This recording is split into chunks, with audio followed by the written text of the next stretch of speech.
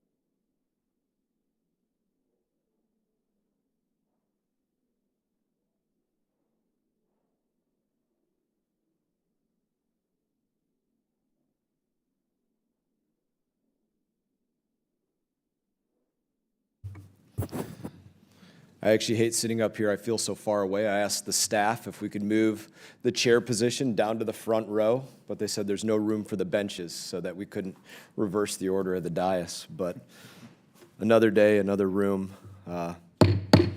Subcommittee on Oversight and Accountability will come to order. The purpose of this hearing is to examine the State Department's climate policy and the budget of the Special Presidential Envoy for Climate's office.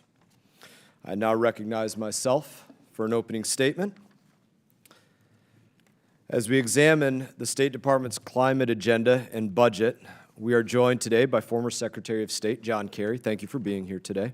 First ever Special Presidential Envoy for Climate. Mr. Kerry, you're sitting in a newly created position, but from all of the research that I've done in 2 years, you've largely managed to avoid any real oversight or accountability in that position.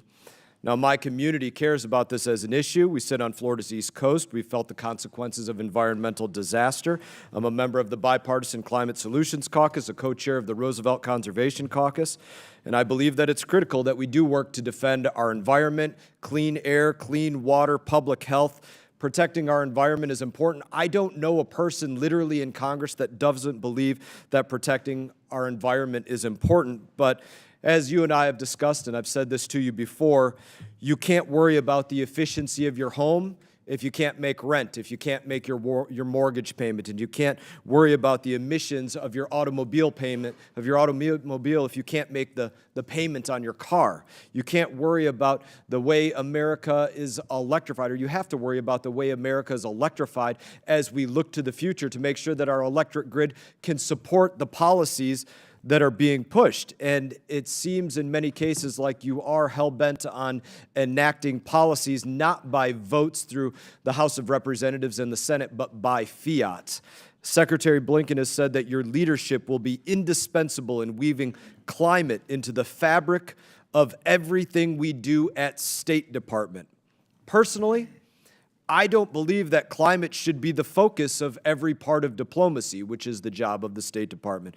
And I believe that we probably disagree about that, but regardless, it is clear to me that you, even having served as a longtime senator, you are willing to push the envelope of what it means to live in a constitutional republic in order to get the agenda that the administration sees enacted. And no matter how somebody watching this hearing feels about climate change, I believe that that should be of large concern to them. This is my chief concern about your office. You're serving on the National Security Council, but you're not confirmed by the Senate. In your previous role as Secretary of State, you unilaterally entered our nation into some of the largest agreements, like the Joint Comprehensive Plan of Action, the Iran nuclear deal, unilaterally bound Americans to set standards that would dramatically increase their cost of living or affect their way of life in the Paris Climate Accords.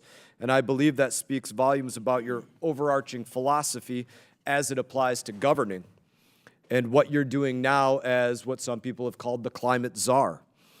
Mr. Kerry, nobody voted for you in this body. It seems like, once again, the rules don't apply to the president's inner circle. He has called you his best buddy. That brings me to my second concern that I want to speak about today, and it's just basic levels of transparency, the mechanisms of transparency in government that your office has not participated in to be accountable to the people. Every time you travel to a climate summit or King Charles' coronation or the wedding of the Crown Prince of Jordan, you're supposed to document the carbon emissions generated by your trip. Your office has failed to do so. You're supposed to produce an organizational chart of your office. Your office only did so when there was a lawsuit filed and filled in none of the names of the people that work in your office.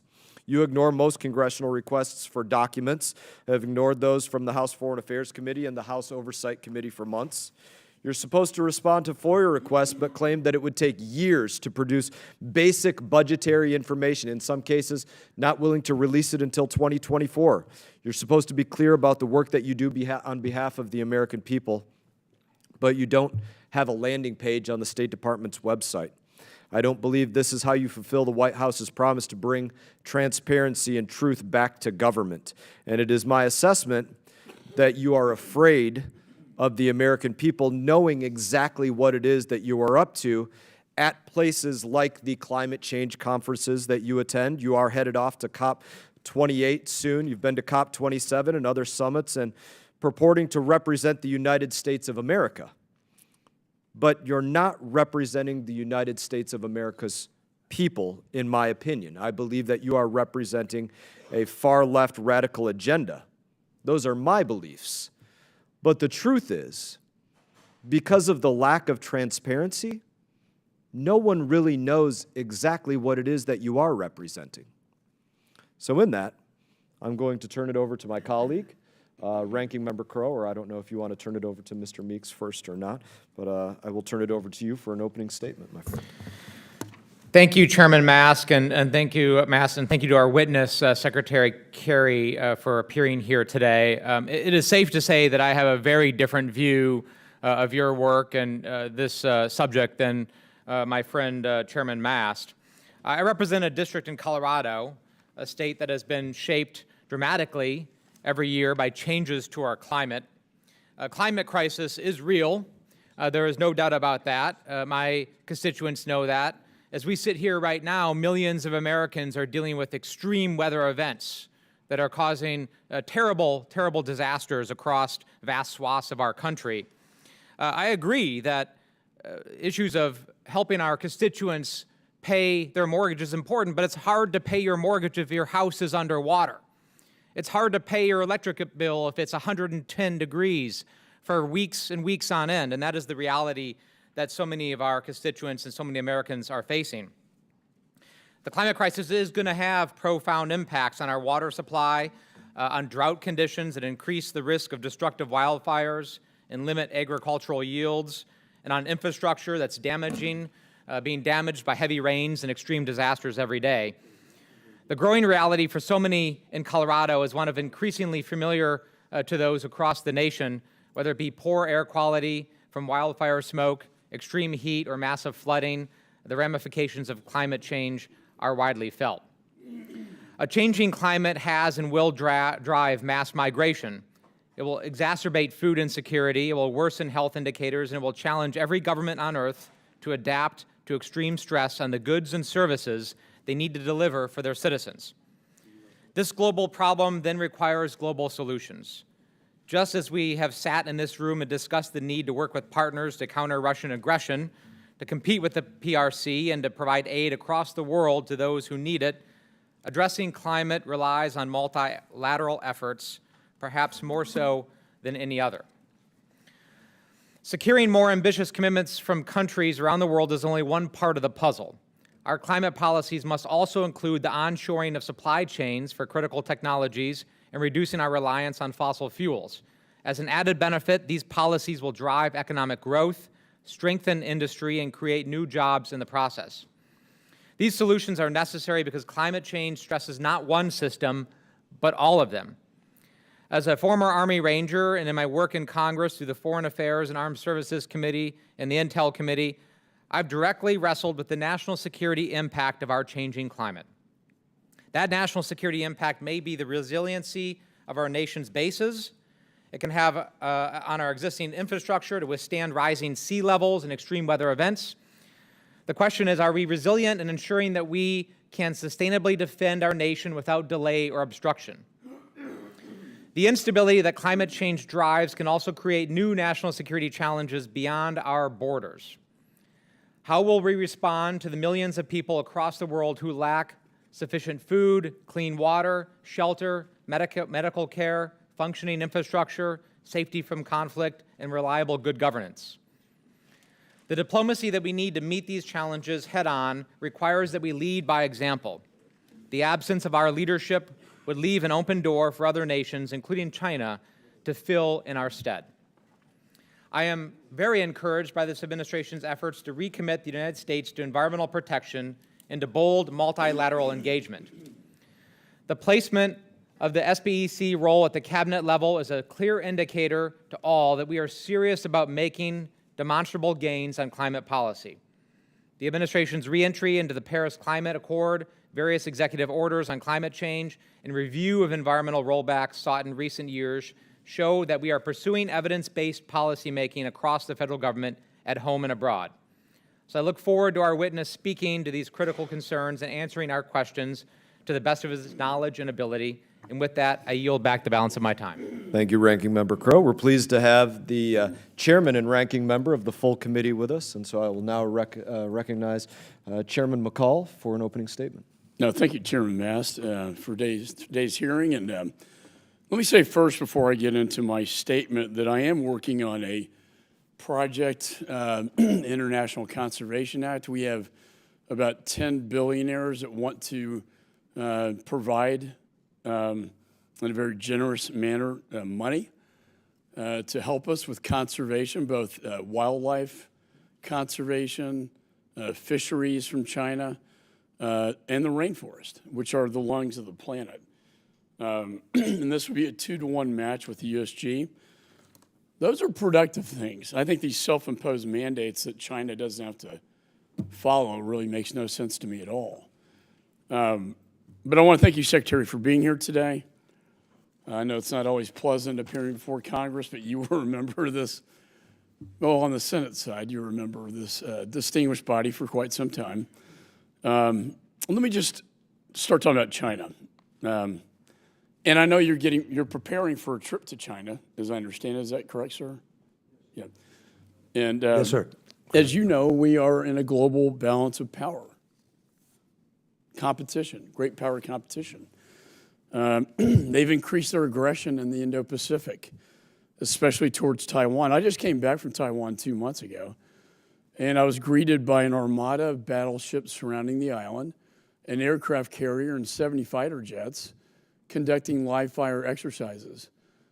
And then I was sanctioned the last day I was there as we departed Taiwan. And I say that not that I want any sympathy for that, other than to say it's getting very aggressive.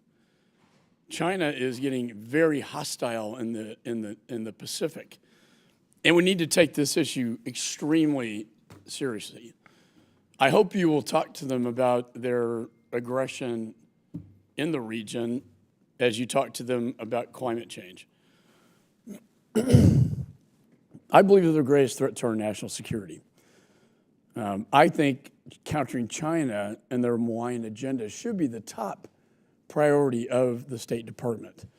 And I'm concerned the administration is prioritizing their own sort of political agenda over this national security issue.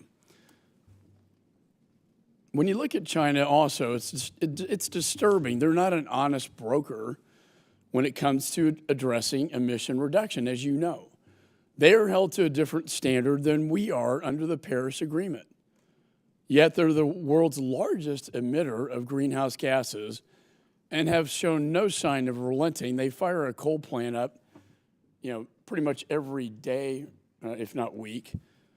And in the last few years, their greenhouse emissions have exceeded those of the United States and all developing nations combined. They are the #1 offender of polluting the planet. In fact, in 2021, after pledging to show, quote, the highest possible ambition to address climate change, they added the equivalent, going back to the coal plants, of 100 coal-powered plants to their grid. Same year, China had a record of increases in emissions. Under the Paris Climate Accords, as you know, sir, it allows the CCP to actually increase their emissions until 2030, while the United States and other economic powers are forced to cut them. This should be an agreement that applies equally to all and not favoring China. They should not have most favored nation status. And shockingly, because China classifies themselves, this is one that really gets me, Secretary. They classify themselves as a developing nation, right? They're the second greatest economic empire in the world. Yet, by the United Nations standards, they're a developing nation. So what does that mean?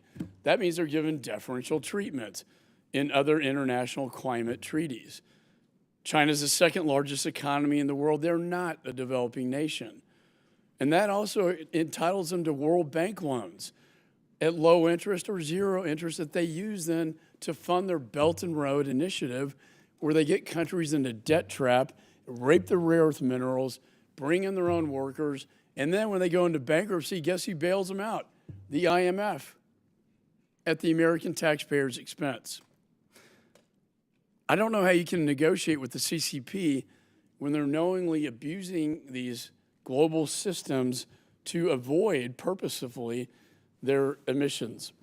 And why is the administration continue to funnel so much taxpayer money to our greatest adversary with things like the UN Green Climate Fund when it's clear they have no interest in reducing their emissions? Moreover, China controls 80 to 85% of the rare earth minerals needed to produce batteries, solar panels, and semiconductors. As you testified before this committee previously, the Uyghur Muslims and ethnic minorities are forced to produce components for solar panels in the Xinjiang region of China.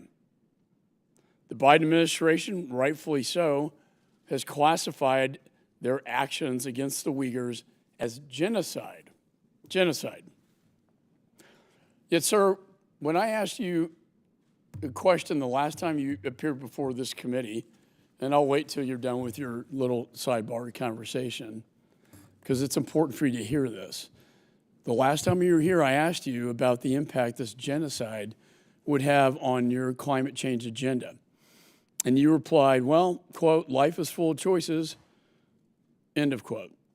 Well, when it comes to ending genocide, there are no tough choices. And the fact that you think that it's just a tough choice and we're just going to have to let them do what they do is incredibly concerning. The United States should always choose human rights, human dignity, and human life. I'm deeply concerned the administration continues to engage with the CCP with no real results or anything to show for it. I agree you have to talk to them. I talked to Secretary Blinken. I encouraged him to engage in diplomacy with China. We have to talk to him. But we don't have to make concessions before we even get to the table. Do you know that we stopped enforcing our sanctions against human rights violations just to get a meeting with Chairman Xi? Do you know that we stopped enforcing our export controls going to Huawei from this country just to get a meeting with Chairman Xi? That is not a way to negotiate. And I want to raise one last thing. There's a man named Mark Swiden. He's a Texan. He's been held captive by the CCP for over a decade. He's innocent. He didn't do anything wrong. He's been charged with fabricated charges, drug possession, and now he's scheduled to be executed by the Chinese Communist Party for doing nothing wrong. He will be executed if we do nothing to stop this. I would implore you, sir, as you talk about climate, that you also bring up human rights violations and the fact that an American citizen is sitting in a Chinese prison marked for death by the CCP, who will be executed soon if you, sir, and your administration does nothing to help him. It's a dire situation. His family, his mother, Catherine, I've talked to them. They simply want their son back home. And I pray that you can help return this man to the United States. And with that, I yield back. Thank you, Mr. Chairman. I now recognize the ranking member of the full committee, Mr. Meeks. Thank you, Mr. Chairman. Thank you, Ranking Member Crow. I believe the title of this subcommittee hearing is a budget overview by the Special Presidential Envoy for Climate, which is tremendously important because there's only one planet that we have. And if we're not focused on saving this planet, all of us, no matter where we are on the planet, are in peril. And that's why I thank you, Secretary Kerry, for joining us and for you and your team's consistent engagement with Congress, ensuring that we are informed and consulted on your work as Special Envoy. You have consistently come back to talk to Congress and the importance and demonstrated the importance of your work and the necessity of the United States leading in this area and talking about the needs and concerns because at times when you talk about our values, you talk about our budget. And this hearing is focused on the budget and the needs of what we need to do to help save the planet. Now, last Congress, when I became chair of this committee, one of my priorities was to make sure that we consider the issue of climate change as part of our broader foreign policy thinking. Climate change and its effects are a national security issues, and it touches upon all aspects of our economy and society. I was immensely pleased to see the Biden administration appoint especially you as special envoy based upon your long work in this area, whether it was your work in the United States Senate or your work as Secretary of State of this great country. You and your administration's work is critical domestically and internationally. And I, along with most of the world, was relieved to see the United States back at the table, not only in climate negotiations, but also in many other areas of diplomacy, like we just saw yesterday in NATO.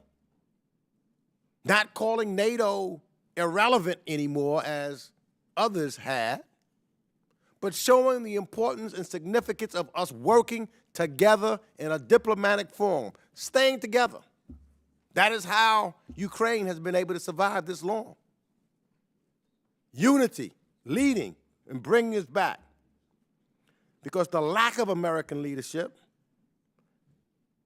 and the consequences of an America first, America alone agenda hurts our international standing. Not only is the United States back as a responsible global actor, but we're also leading again, including in the international climate space. From rallying allies to address urgent adaptability issues, leveraging the private sector response, or working with like-minded partners to make sure our common values are protected. The United States is again leading the world. Even when it comes to curbing the emissions of the world's largest emitter, China, there are areas where we can and must cooperate, as we've seen and as your mission will continue to do. We know that climate change, CO2 emissions, wildfires, etc., they have no borders. It's global. And addressing these issues is a Herculean task. But this global problem requires global solutions. Finally, let me be clear that I see your role as special envoy as critical to protecting and promoting American national security interests in a fast-changing world. Domestic policy is directly linked to international policy in the climate space. The Congress played an important role here, too, by passing the Bipartisan Infrastructure Bill and the Inflation Reduction Act, which makes the single largest investment in climate and energy in American history.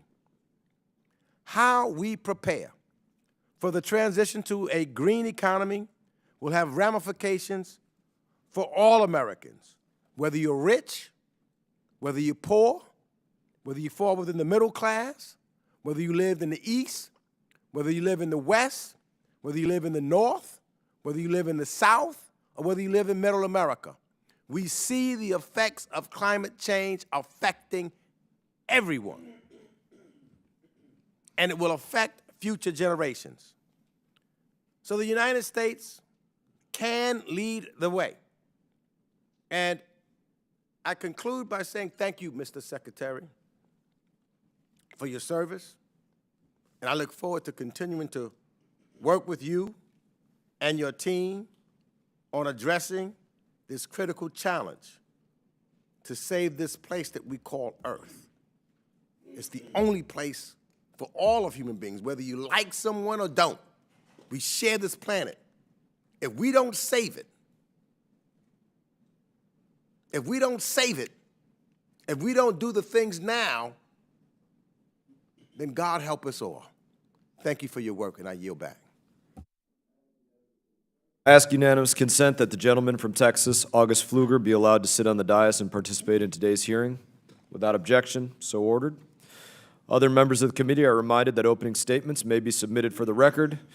We are pleased to have, as we mentioned already, a distinguished witness before us today on this topic. The Honorable John Kerry is the Special Presidential Envoy for Climate. Prior to his current position, Secretary Kerry was the 68th United States Secretary of State from 2013 to 2017, and a senator from Massachusetts from 1985 until 2013. Thank you for being here today. Your full statement will be made a part of the record. I'll ask that you keep your spoken remarks to 5 minutes to allow for time for members' questions. And just to give a warning as we do move into questions after that, members will be recognized for 5 minutes. If you get a question in before those 5 minutes are up, I'll give you about an extra minute to answer that question if they squeeze one in at the end there. I now recognize Secretary Kerry. I recognize you for your opening statement.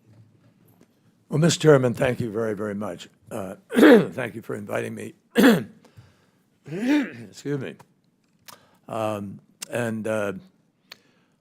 very grateful to be here with all of you. I want to thank the committee for inviting me here today to discuss the Biden-Harris administration budget, but obviously beyond the budget, issues of concern to all of you.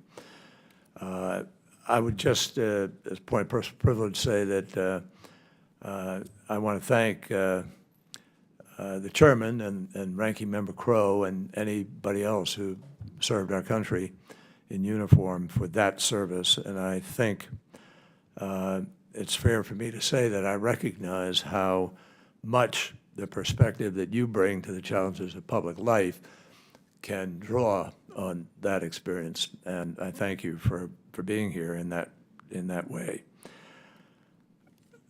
Chairman McCall and Ranking Member Meeks, thank you both for being here and for your comments. And Mr. Chairman McCall, let me just say to you very directly that Secretary Blinken forcefully argued when he was on his visit to China about detainees, plural. And I can absolutely promise you that I will raise Mark Swiden's case, particularly with the highest level leaders that I meet with, and report back to you on, what we can achieve or not achieve, as the case may be. Let me just share very quickly, because you all know what's going on internationally at this point. But the fact is, I've been following this issue since 1988 when Jim Hansen first testified to us in the Senate on a hut, I think it was a June day, and said the climate change is happening. It's here, 88. And in 92, I went to Rio with a lot of other senators and with President George Herbert Walker Bush, Republican, who signed an agreement that was reached there to deal with the climate crisis. But it was voluntary. Not much happened. So we're now at COP 28. 28. And we face an even larger crisis. It's clear from the science and the mounting evidence around the world that one of the most existential threats that we face that impacts every single member of Congress, every single family in our country, in the world, comes from the growing climate crisis. We're beyond just climate change, frankly. I don't refer to it as that anymore. It is only a massive crisis. And we can talk about that if you want to in the course of this morning. But we're living it every day. Our fellow Americans are living this every single day. Lives upended by heat domes in Florida and Texas. I just read that there are 100-degree days for the last weeks in several locations. 95 degrees water in Florida, the Florida Keys, 95, 96 reported. And extreme flooding in California, Vermont, and places. In the capital of Vermont, cars washed away, people getting on the roofs to survive. So I don't want to just belabor that. You hear about it, you know it. But our military leaders have stated that the climate crisis is without doubt a threat to our national security, and they have repeatedly termed it as a threat multiplier. And I was just in Vienna for the OSCE, the security for Europe. The 57 different countries were there, all of whom defining this challenge as a security threat. Climate disruptions obviously exacerbate the competition over resources. They require our military to increasingly support humanitarian efforts in various parts of the world.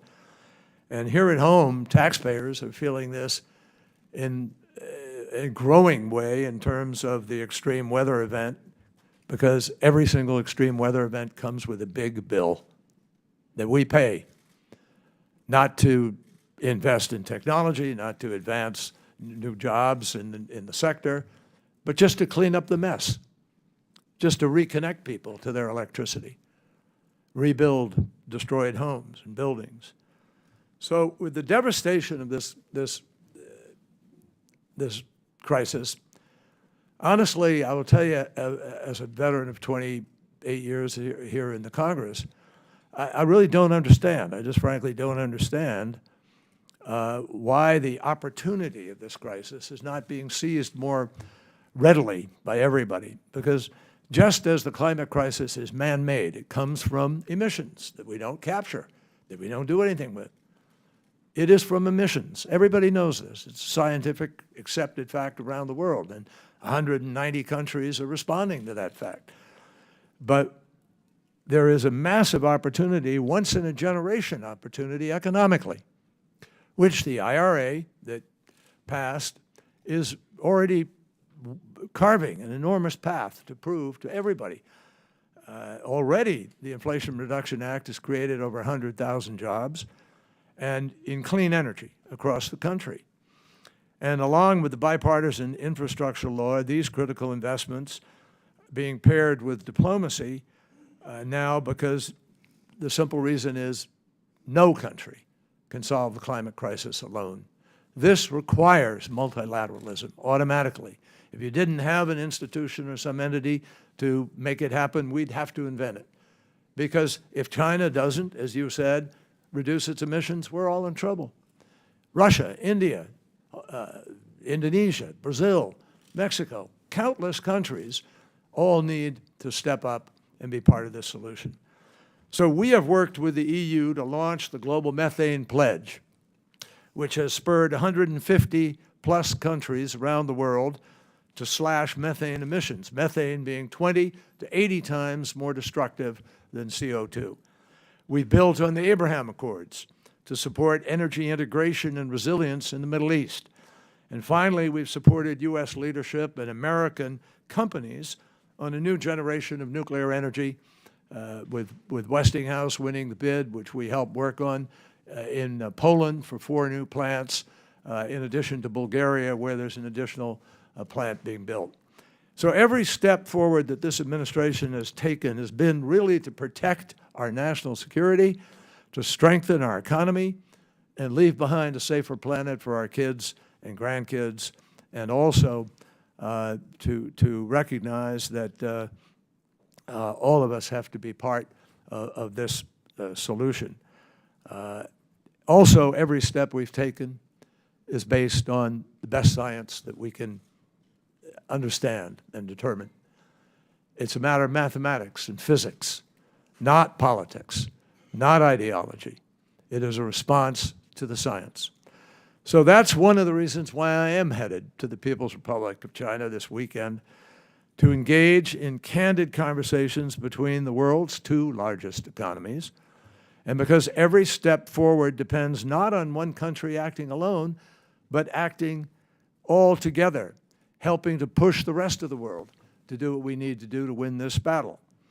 It also depends on all of you, not as a matter of politics, but the mission, a special mission of meeting the moment in the best traditions of our country and our Congress. Mr. Secretary, So I'll I give you about thank you, 30 and more I look seconds. forward to your questions. Thank you. You didn't even need 30 more seconds. I'm going to defer, and recognize the chairman of the full committee for questions first. So, Mr. McCall, you are recognized. Thank you, 5 Chairman minutes. Mast.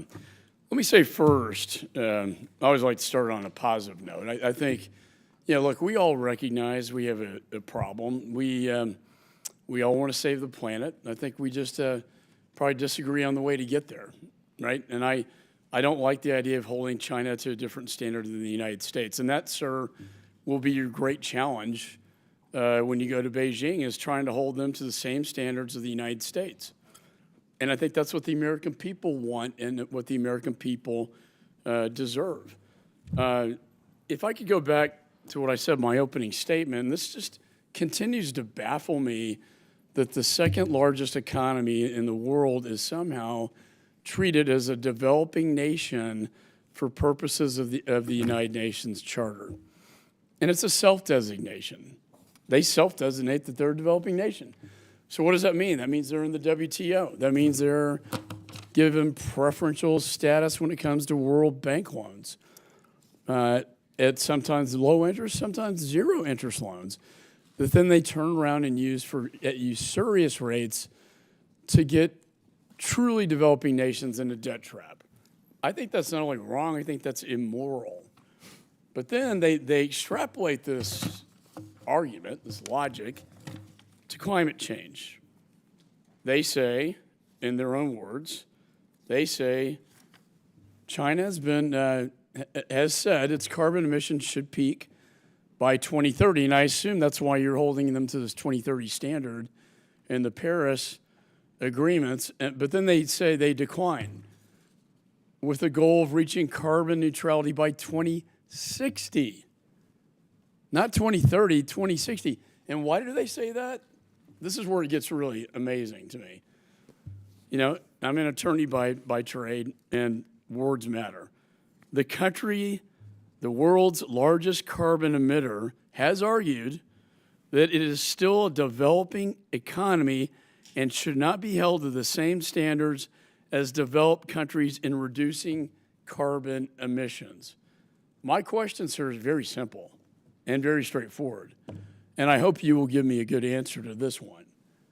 How in the world can the second largest economy maintain to you and the rest of the world with a straight face that they are a developing nation, giving them preferential treatment, not only to fund their Belt and Road, but to get this special designation to not comply with an agreement we have to comply with sooner, but in their interpretation, not until 2060.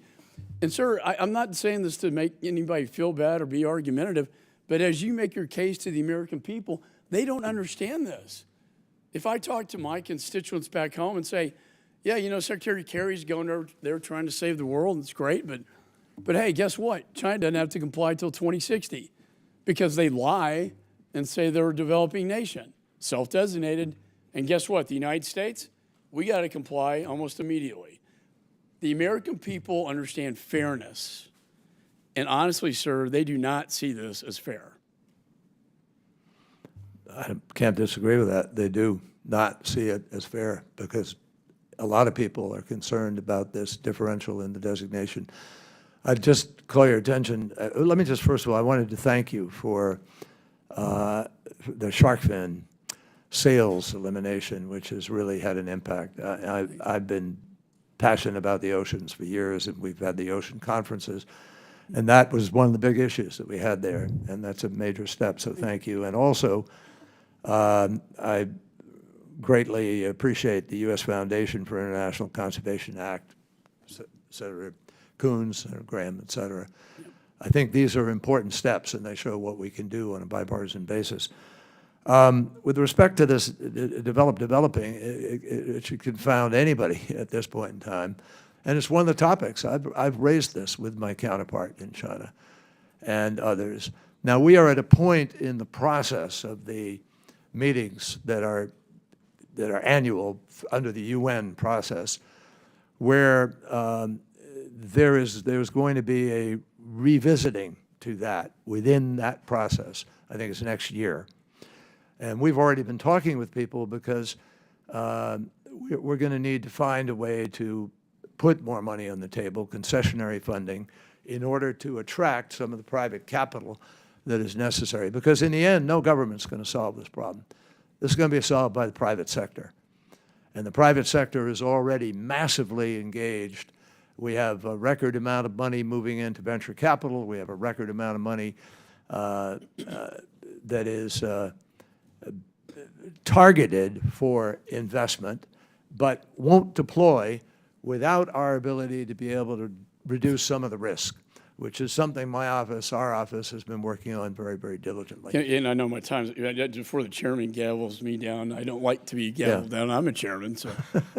but let me just say, if you could walk away from this summit with just that one result, to take away their developing nation status, sir, I can't tell you how significant that would be to the rest of the world for a lot of reasons. And you know it's not a fair designation, it's a self-designation. And correct, but can I say to you, Mr. Chairman? If I could have your assurance you're going to bring it up. Yeah, look, I understand that. Let me just be frank with you. That's not going to happen in this visit.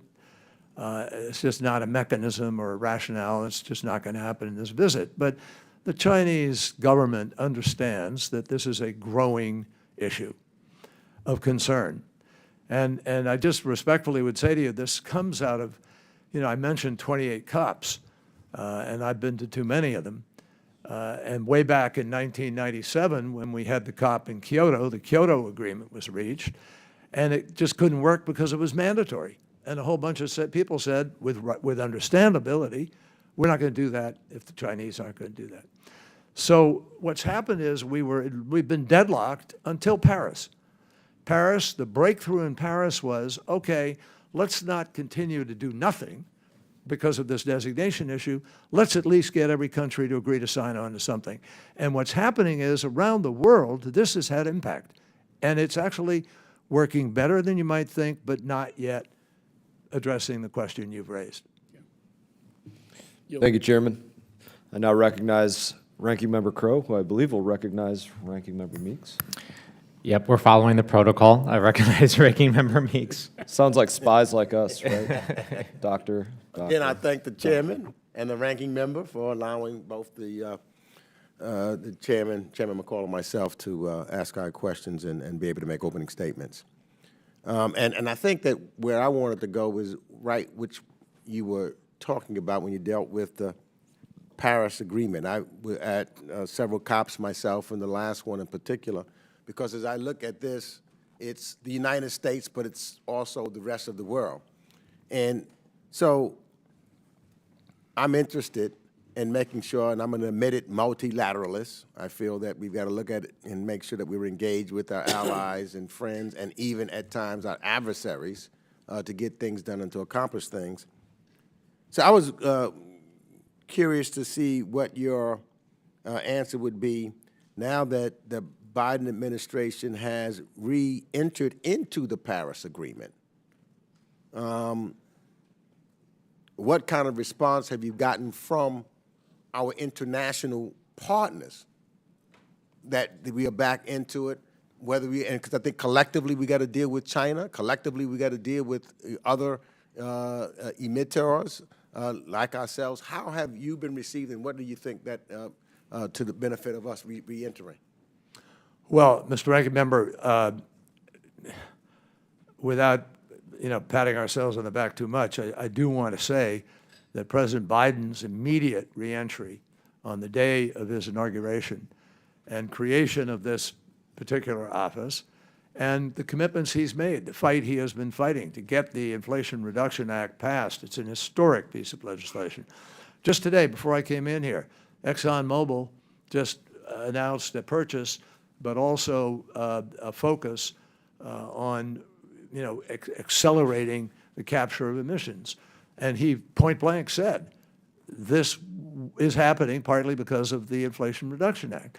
So the incentive that has been created now for massive transformation, we've seen more than 80 battery companies created that are now beginning to sort of address the supply chain issue. So I'm not going to go through the whole list, but together with our European allies, with the EU, and with friends around the world, Australia, Japan, Korea, Canada, others, they have all come to the table. And there is now a really re-energized international effort to do what is necessary to try to meet the needs of this challenge. And I'm very proud. I think President Biden has really ignited a whole new round of activity that we hope is going to be different from what's gone before. So over the last couple of days, particularly in regards to what just took place at the NATO summit, there was a question about the durability of the United States commitments to Ukraine.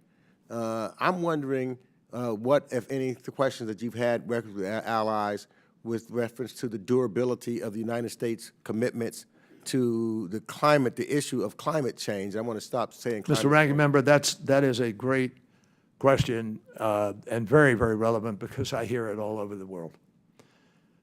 And in fact, the Chinese say to me and have said to me, well, how do we know that you're not going to have a change in administration? They're going to just leave it again. And we're out there working away, but you're not. And we have yet to produce the $100 billion that was promised for less developed countries to be able to make the transition. We believe, hopefully, that can happen this year. But, and my answer to those people is not a political one. It's an answer that I think is based in the reality of the American marketplace and the world's marketplace.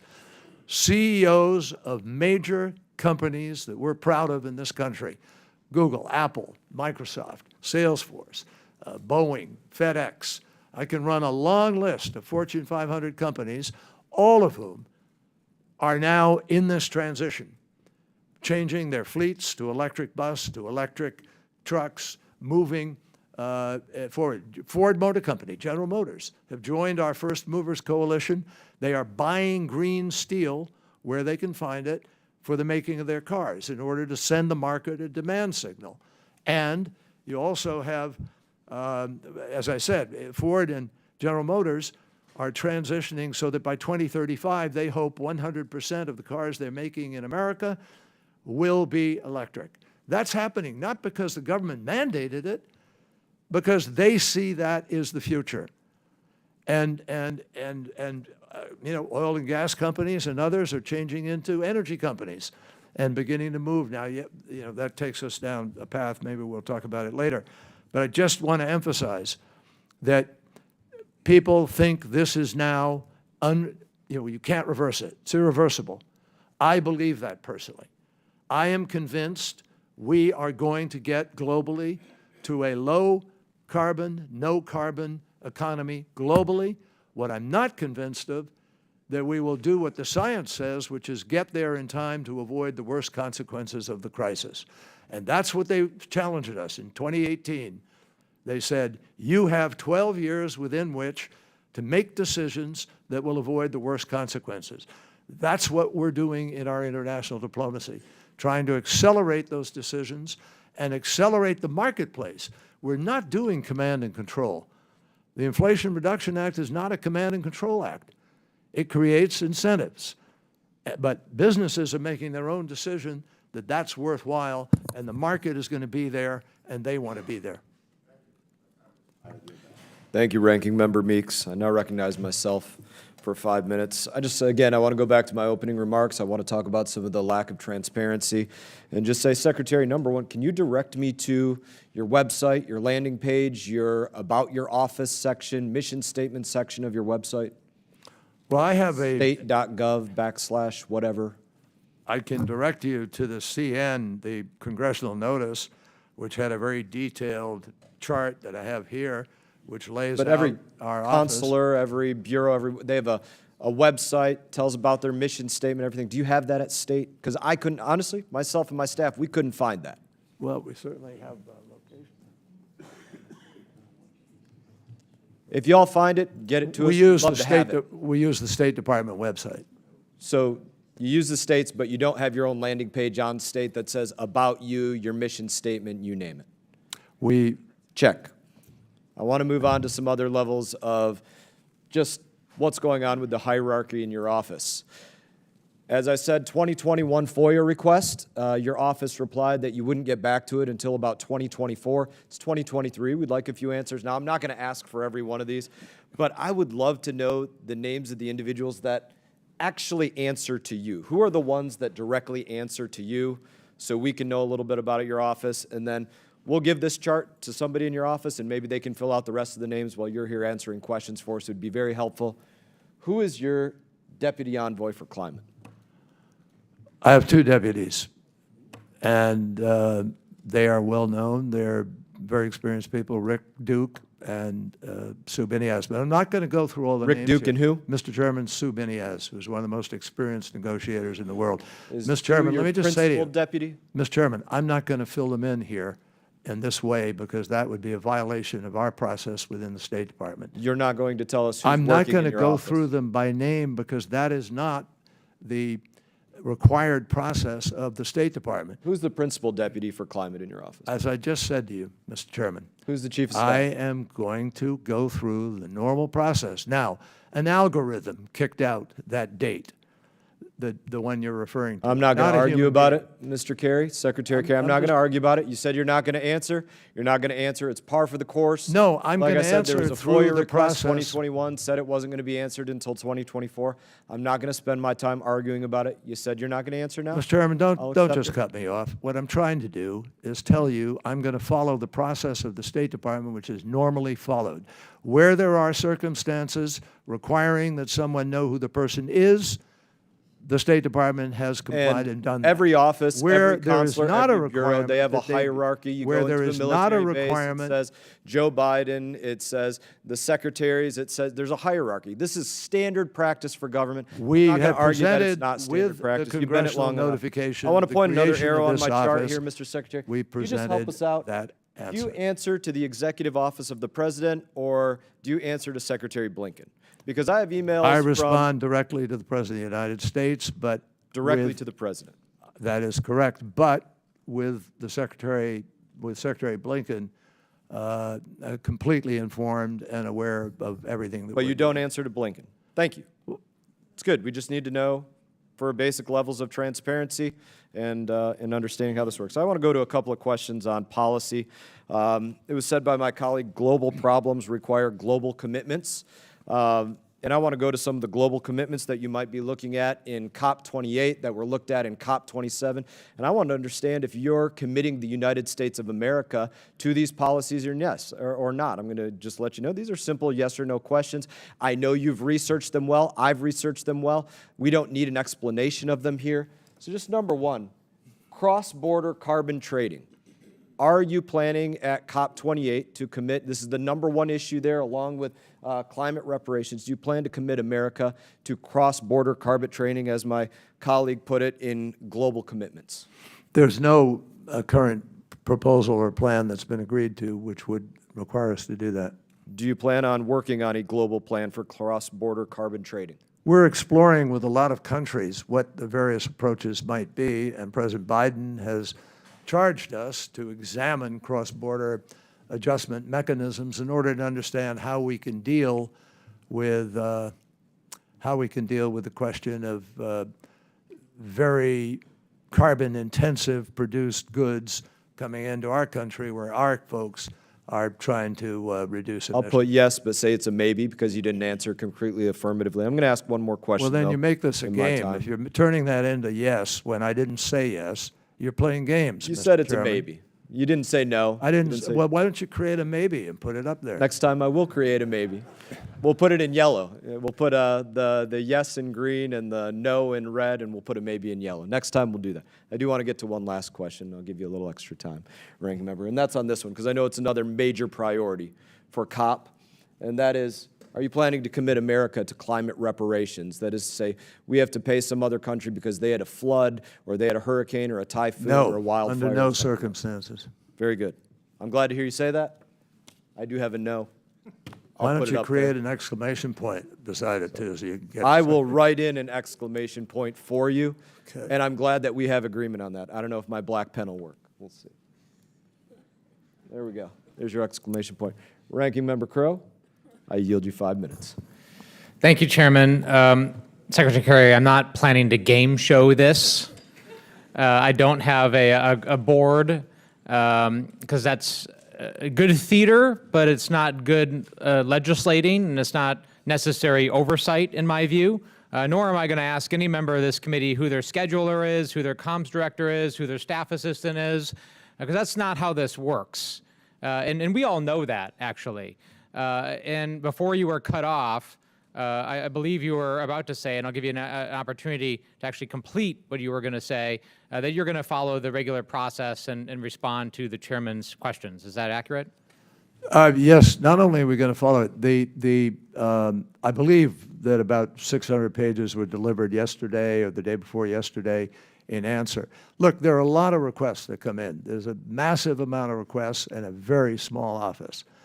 And we have there are two tracks that we address. One is the oversight.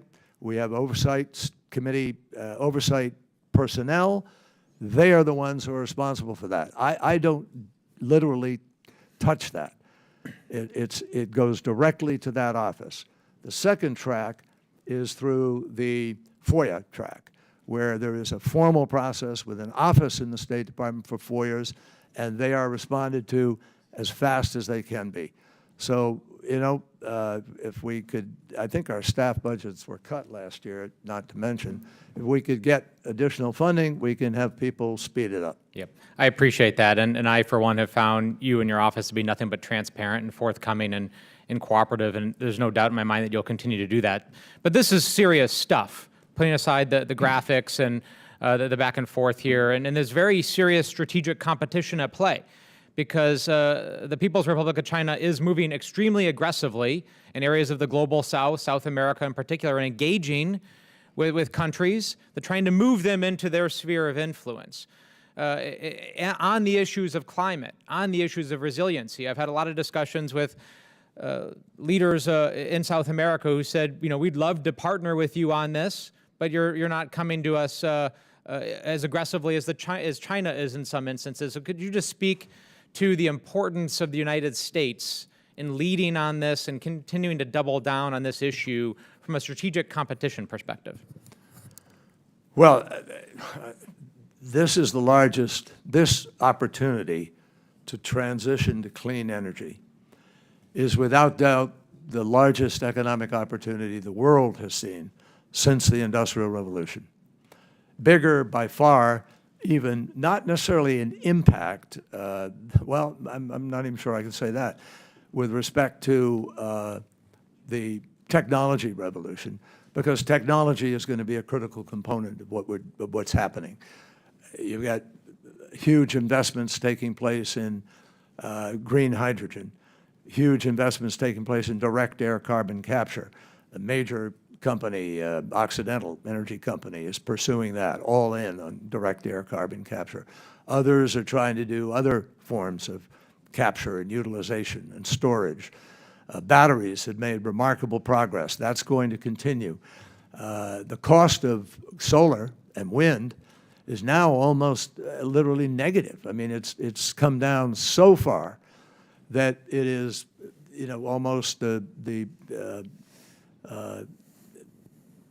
go-to initial effort. So it's safe to say there's incredible economic opportunity that is there for the taking if we're able to engage strategically and take advantage of it, and we're competing against China and others for that. We are competing, but and everybody has their own approach, and which is one of the exciting things here. We're not going to know what the winner is going to be necessarily, but they're going to be big winners here, and I think that we're seeing that transformation already taking place.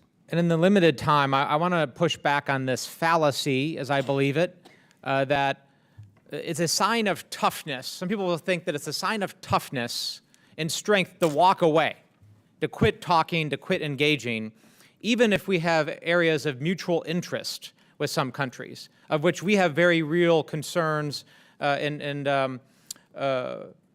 skin in the game, so to speak. So can you just very briefly tell me why it's important to still engage with China and others, even if we have conflict and real disagreements in other areas? Well, the administration is determined to try to stabilize what has been, particularly recently, a very unstable situation. And the president is obviously concerned, as I think most people are, about the potential for mistake, the potential for something to inadvertently drag us into an open, hot conflict where up until now it's been, sort of in a more reserved fashion. I think that that those who are involved in that side of the fence, and I'm not, I am dealing only with the climate. And President Biden and President Xi specifically determined at the beginning of the administration that they were going to try to separate climate because it's not a bilateral issue.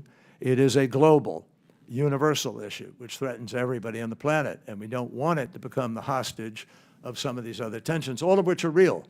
There isn't one iota of diminishing of the reality of those other challenges through our office or anyone else. So we've been trying very hard to operate in a way that can maximize our output, notwithstanding those other tensions. Thank you for that. My time has expired. Thank you for the additional time, Mr. Chairman. I yield back. You're welcome, and I thank you for your questions. I will set the record straight that it is common practice for every one of our offices that it be open source who works in our offices, and that every consular and State Department have a website, which is basic transparency, and that on that website, they do put up the hierarchy of who works, but you do not have a website, and so you do not have that level of transparency. I will now recognize Mr. Mills for 5 minutes. Thank you, Mr. Chairman. And yes, we actually even have websites like LegStorm and others that tell exactly who's in our offices, so it's kind of funny that the appointee does not. Secretary Kerry, thank you so much for coming here. I hope it wasn't too problematic for your operational team and your private jet to get here. But I will start with the fact that in an interview in September of 2021, when asked about the importing of solar panels that were built with Uyghur slave labor, that the trade-off between climate and human rights, you said life is full of tough choices. Do you believe the question of whether to import solar panels built on the backs of Uyghur slaves is such a tough choice? No, of course not. Not only do I not believe it, but I've raised it in my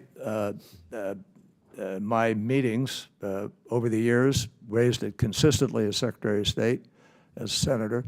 So you didn't, I don't even know where, I don't know what the context is of the conversation you're referring to, but Interesting. I'm making it crystal clear. Got it. Secretary Kerry, you have prioritized rapid deployment of PRC solar panels above the human rights of enslaved Uyghurs, the interests of American manufacturers, and the integrity of the Department of Commerce's investigations. What is the benefit of that? I'm not sure. Can you repeat that? Sure. I said in my statement that you have prioritized rapid deployment of PRC, which is China solar panels, above the human rights of enslaved Uyghurs, the interest of American manufacturing, and the integrity of the Department of Commerce's investigations. No, I have never, ever prioritized bringing in any solar panel that violates the Uyghur Enforcement Act. Can you tell me exactly where solar panels and the raw material sourcing comes from? Where and which panels? Name them. Well, there are three major companies that were bringing in panels at one point in time, but most of those panels, the ones that where those companies are from? One, I think a couple were from China, one might have been Vietnam, but it's my understanding, Congressman. So, but none were American is what you just basically pointed out, right? So it was China and it was Vietnam, meaning that we're prioritizing the idea of ceasing American energy and going after American energy to prioritize what we already know is an adversarial nation. And I'm tired of hearing this No. Actually, idea. it's Sir, the I'm opposite. talking, please. Yeah. Sensory strategic competition. I'm sorry, that if we're talking about strategic competition, we're talking about the fact that American economy, American industrial base, American raw material and supply chain capability and capacity, our own ability to put Americans to work, our own ability to try and drive down inflation. We're actually in a direct economic and resource and cyber warfare with China and have been For 20-plus years, it's been ignored. While China has advanced their Belt and Road Initiative, while they have expanded the Eurasian border, tried to dominate Africa, taken over Oceania, blocking off internationally recommended transit corridors for Horn of Africa, Mediterranean, Red Sea, Black Sea, Persian Gulf, so they can choke off Western Hemisphere supply chain. And meanwhile, we know that the threat that's going on with Taiwan, we know that China has continued to violate international treaties like the one country, two system framework of Hong Kong that they've exhibited. We know that Chairman Xi wants to basically go ahead and save face for his father's name that was corrupted during the Mao dynasty. So my whole point is that if we know all these things and that they're an adversarial nation, why on earth would we try to go ahead and build them economically and not try to go ahead and try and decouple from China as we should be in an effort to go ahead and build American manufacturers and American jobs and American workers and American economy? Well, we're not trying to build them economically. I can assure you of that. Who's their largest trade partner? Let me just finish. America. Yes, but most economists, most investors, most people who have studied this issue very carefully do not believe it is possible to totally decouple from China. It absolutely is, sir. And I can tell you that if we would utilize things like seabed harvesting for our raw materials, if we would look at the understanding of what we can do as a nation from LNG, from fracking, from our oil and gas. We're doing all those things. I can tell you the biggest thing is we're not going to get away and start having tanks that are EVs. We can go ahead and plant on the battlefield our chargers for Tesla prior to us deploying into war. But I'll just finish with this. This solar emergency that we keep talking about and the preemptively directed commerce to suspend tariffs on solar imports from 4 Southeast Asian countries, Malaysia, Cambodia, Vietnam, and Thailand for the last 2 years. This is in despite of the fact that the Biden administration's own investigation found that PRC companies to be transshipping through these very countries in a sophisticated effort to evade tariffs. We have done nothing to actually try and combat that, and instead, we've actually gone ahead and increased our trade. This is a China first, America last agenda that you're pushing. I do not agree with the fact that we're not allowing more manufacturing in America to continue, and that we're not encouraging that more than trying to continue to trade with what is known not as a competitor, sir, but as an adversary. And with that, I yield back. So can I respond, Mr. Chairman, a little bit? There is nothing in President Biden's policy that is geared to try to assist China in its development, which it has been doing in a number of different ways, some of them in violation of the WTO, some of them not. But the fact is that we had a solar industry.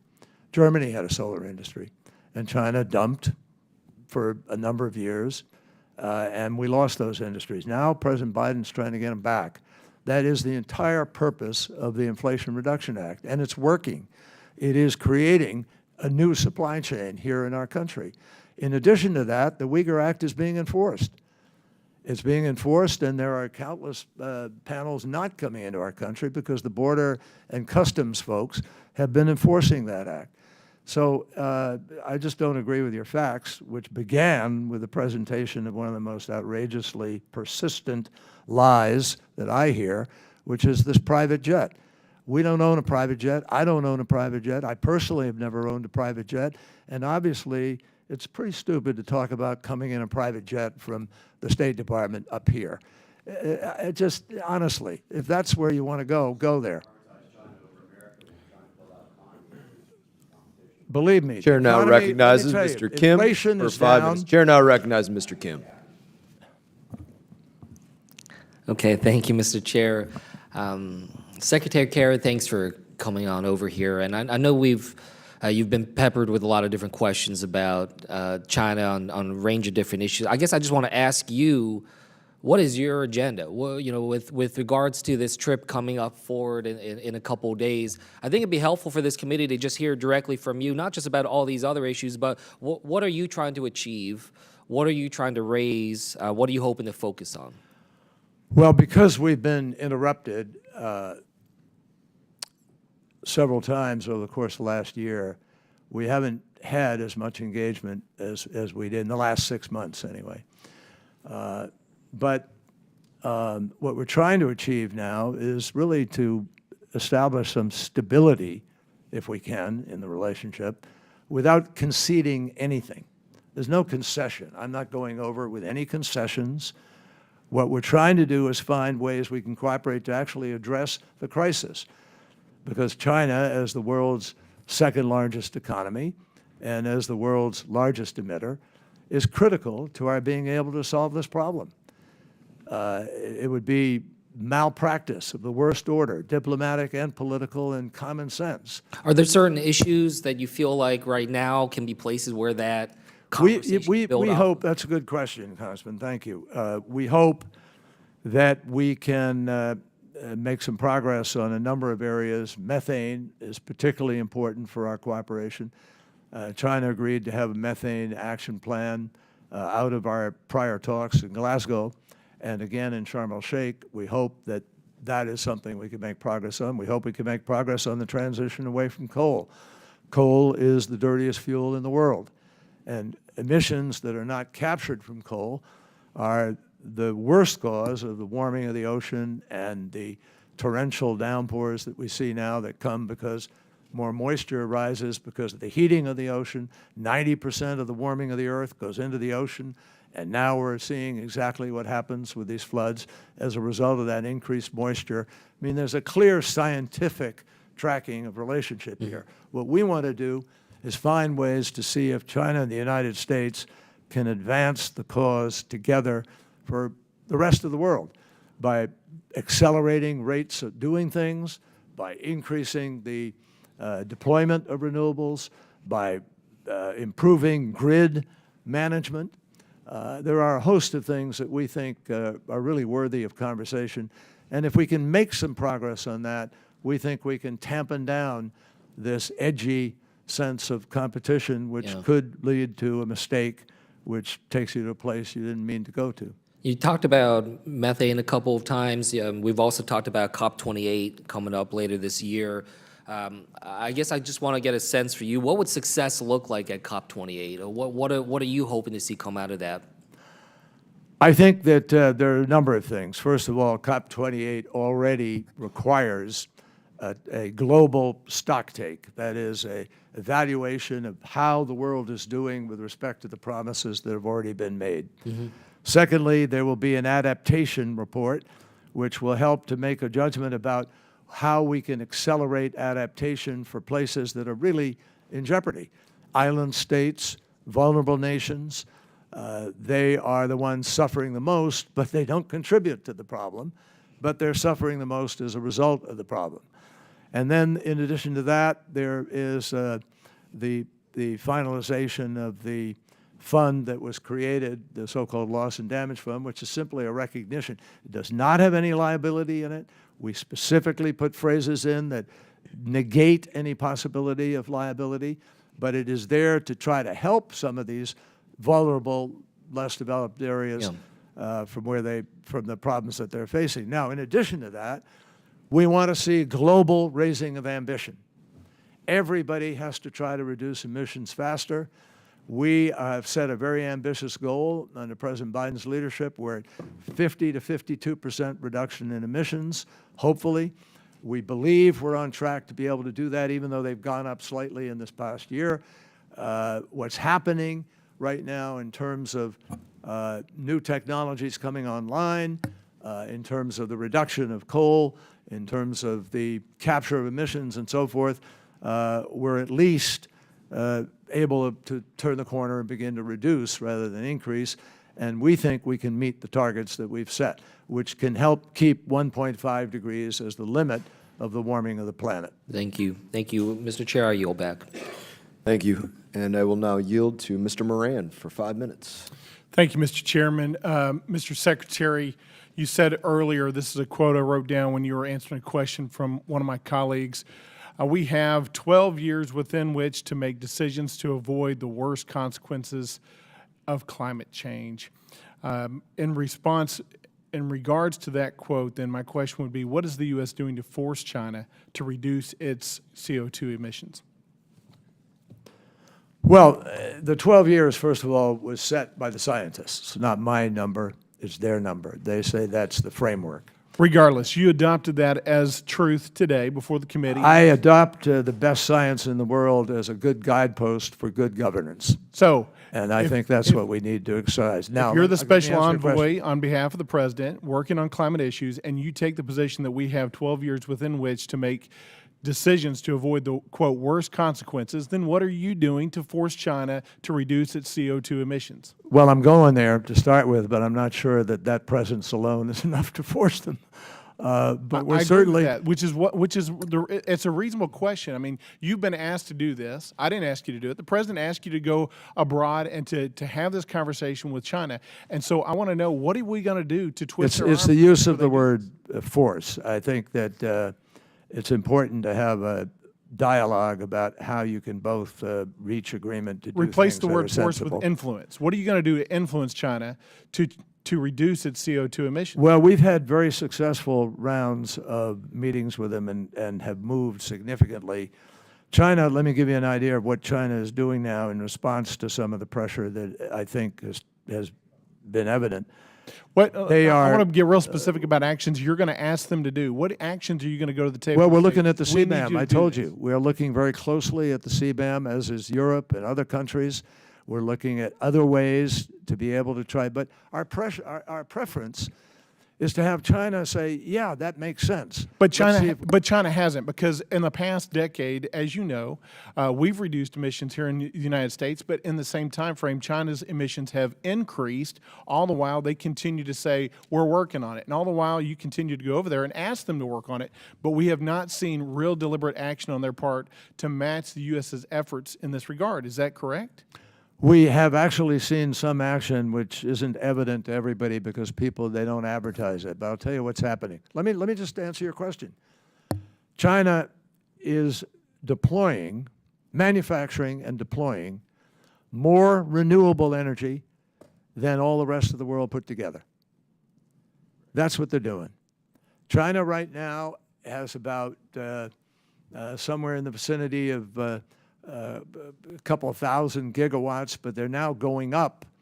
And by 2030, our judgment is China may well be around 2,200, 2,400 gigawatts of renewable. The pollution that's coming out of China far Correct. exceeds. That's exactly why we're working at what we're doing. And you because- said yourself, quote, earlier, this is a global, universal issue, and we don't want it to become captive to other issues. But I'm curious, when you say that, if you're ignoring these other issues like my colleague brought up here, human rights issues, would you agree that human rights issues are also global, universal issues? Absolutely. But you want to keep them separate when you're talking to China, is what you said earlier. Is that true? What I said is, no, we don't keep them separate in terms of our priorities. No, that's exactly I go what you said. there You said when President I Xi go- and President Biden agreed at the outset to separate out the climate issue Correct. so it wouldn't get caught up in these other issues. Correct. So were you correct? That then, or doesn't you mean just- you don't talk about them, Well- but it means that they're not going to become showstoppers so that they're playing one off against the other. I'll give you an example. We don't trade any component of any of those other issues for what we're trying to do on the climate front. On the climate front, we've agreed we will deal with that, and we have to find a pathway forward. And there are others, the Assistant Secretary of State, the Secretary of State, the NSC, who deal directly on those other issues. What Okay, we're and I trying to do- presume that you're You know what having- we're trying to do? We're trying to make sure that you don't have to worry that John Kerry is going to give away some right on human rights in order to get what he's trying to get. So on I get climate. that, and I presume that's what we're I doing. presume that you're going to have conferences with your counterparts that are having those discussions on those other issues, and that President Biden has said to you and those others which one is more priority over the other. So my question would be: is human rights the bigger issue? Is the slave labor coming out of the Uyghur Congressman, people this a bigger issue, administration or is is it the capable of climate keeping change? all its priorities on the table and of treating all of them simultaneously. But we don't have to wrap them up so one becomes hostage to the other, or you don't make progress. You plan to You hold got about- China accountable if they do not follow through with the activities that you're going to suggest and to reduce their emissions, because they're able to get ahead of our economy by producing many more emissions and having less regulatory action on their businesses than we are here in the United And States. we don't want that to happen. That is Then precisely how are you going to why- hold them accountable? Because that's exactly why President Biden has asked us to examine the countervailing I have never measures. seen an examination hold anybody accountable. We need action to hold Well, them that's accountable. exactly what's happening, and you've got several senators. You have some in the House. I believe there are a number of House members who are looking at the border adjustment mechanism. I know Senator Coons and some others in the House, Senator Whitehouse, have different plans for how to do that. This is gaining, I think, some steam legislatively because people are frustrated by what is happening. So, you know, you first got to come up with the legislation, and somehow it's got to pass the U.S. Congress writ large. So hopefully we can get there. We don't legislate China, but we need to hold them accountable. No, but you can legislate a CBAM. Chair now recognizes Ms. Dean for 5 minutes. Thank you, Chairman Mast, Ranking Member Crow. Thank you, Secretary Kerry, for being here and for your decades of varied and rich service to our country. As you point out, and as the world knows, the climate crisis is a global problem requiring global solutions, international cooperation. So you are extraordinarily well suited from your passion for this subject, for your passion for this country and our world, to be in the role you're in. We're lucky to have you. And I thank the administration for on day one, returning to the Paris Climate Accord, which the former president in June of 2017 walked away from. What a shame for our country that that happened. And I really speak to you today, not just as a legislator, but as a mom and a grandmom. I've got 4 grandchildren, and they're seeing the effects of climate change with extraordinary storms, smoke filling the atmosphere and hurting our eyes. In August of 2021, a crazy Hurricane Ida came up right through suburban Philadelphia, the 5-county area. Massive flooding, tornadoes, unprecedented for our area, suburban Philadelphia, and extraordinary loss and damage.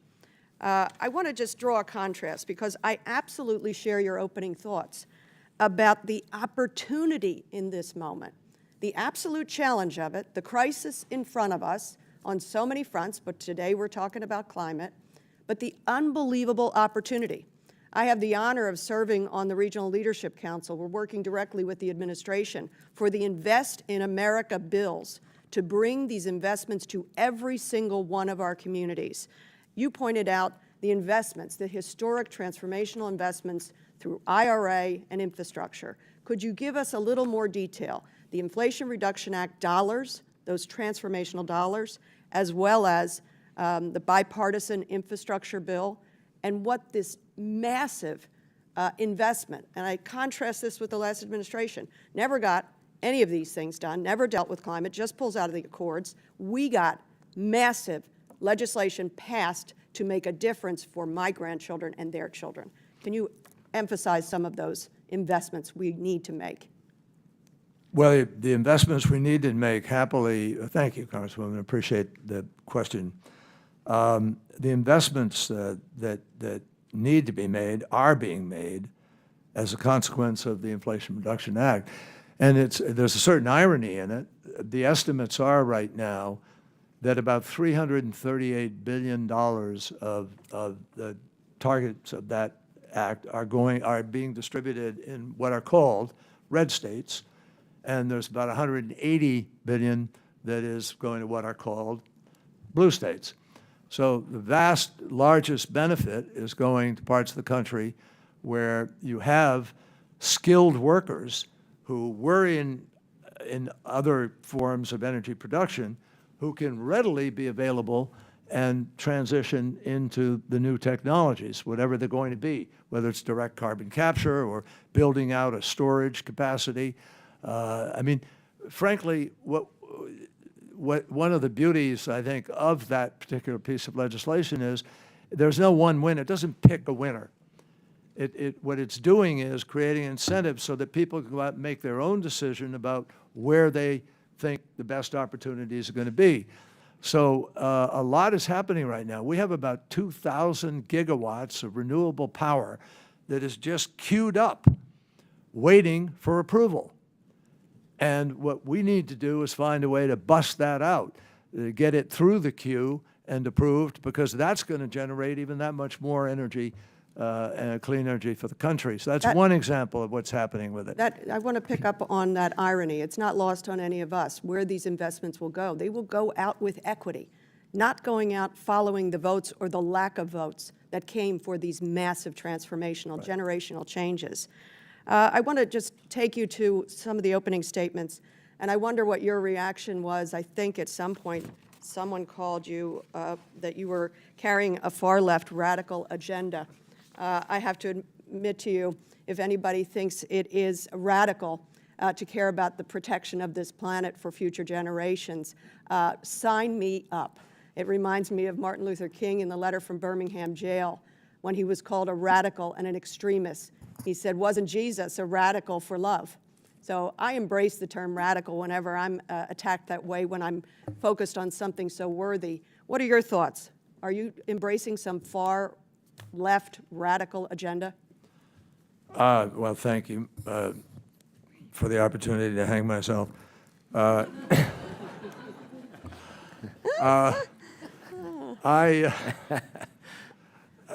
think I am pursuing common sense for political right, political left, Republican, Democrat, because, as I said, what we're looking at is something that is human created. The problem we face right now comes from the way we inadvertently, it's the way the world developed starting in the middle of the 1800s with the Industrial Revolution, and we all accept, we've all benefited from it. Americans particularly have had the richest lives on the planet because we have the best health care, we've had so many different pluses that have come with the development we were able to create. Now, we've learned, as of 1988, alarm bell, problem. What you have been doing and taking for granted is actually destroying a lot of things on the planet. We lose about 8 million people a year to the quality of air, lack of quality, actually. Air pollution. Greenhouse gases are pollution. And that pollution is having an impact on the lives of our fellow Americans, negative impact. We're now seeing, because of the warming that comes with the emissions piling up in this, level of the atmosphere above the Earth, it prevents the cooling from normally taking place. And so this warming is now totally documented. Everybody knows it's happening. Humans creating it. From the way we propel our cars, light our rooms and factories, heat our homes, that's what it is. It's the emissions. And if we can figure out, so you've sort of got a simple choice here. You either stop making those emissions or you can do something with them that's useful and doesn't harm things. And there is no proof to this date that we have the ability to be able to do that. Thank you. Chair now recognizes Mr. Perry for 5 minutes. I thank the Chairman. Thank you, Secretary. In an attempt to get to net zero by 2050, do you support the administration's goal of cutting U.S. emissions in half by 2030? Yes, I do. Secretary, in 1997, the Senate voted 95-0, including you and then Senator Biden, in favor of the Byrd-Hagel resolution, which resolved that the U.S. shouldn't cut emissions until China, Mexico, India, Brazil, South Korea, and other so-called developing nations cut emissions as well. Do you remember that? I do, very, very well, because I was managing it on the floor of the Senate. Since 97, have emissions from China, India, and Mexico all increased? Yes, as they have from the United States. And global emissions have continued to increase as well, right? Yes. Have any of those countries submitted a credible plan to get to net zero emissions by 2050? Which countries? Let's just go with China, India, or Mexico. No. It seems that, have you abandoned your position that those other nations would cut emissions before Americans would have to make choices between the groceries on their table and paying for these policies? I think the reality is that the world changed in that period of time. Let me explain okay, to you. So you voted that way, but let me explain to you the vote, because I did manage this on the floor. And I know exactly what happened, because I'm the one who said to our colleagues, I think everybody ought to vote for this. And the reason was that it fundamentally had the message, that it's not fair. The one we were talking about earlier with the chairman, it's not fair for us to be reducing, and China, which was producing 3 times more emissions than us, and then producing goods that come into our country from that dirty power, and we have a problem. So we wanted to address that.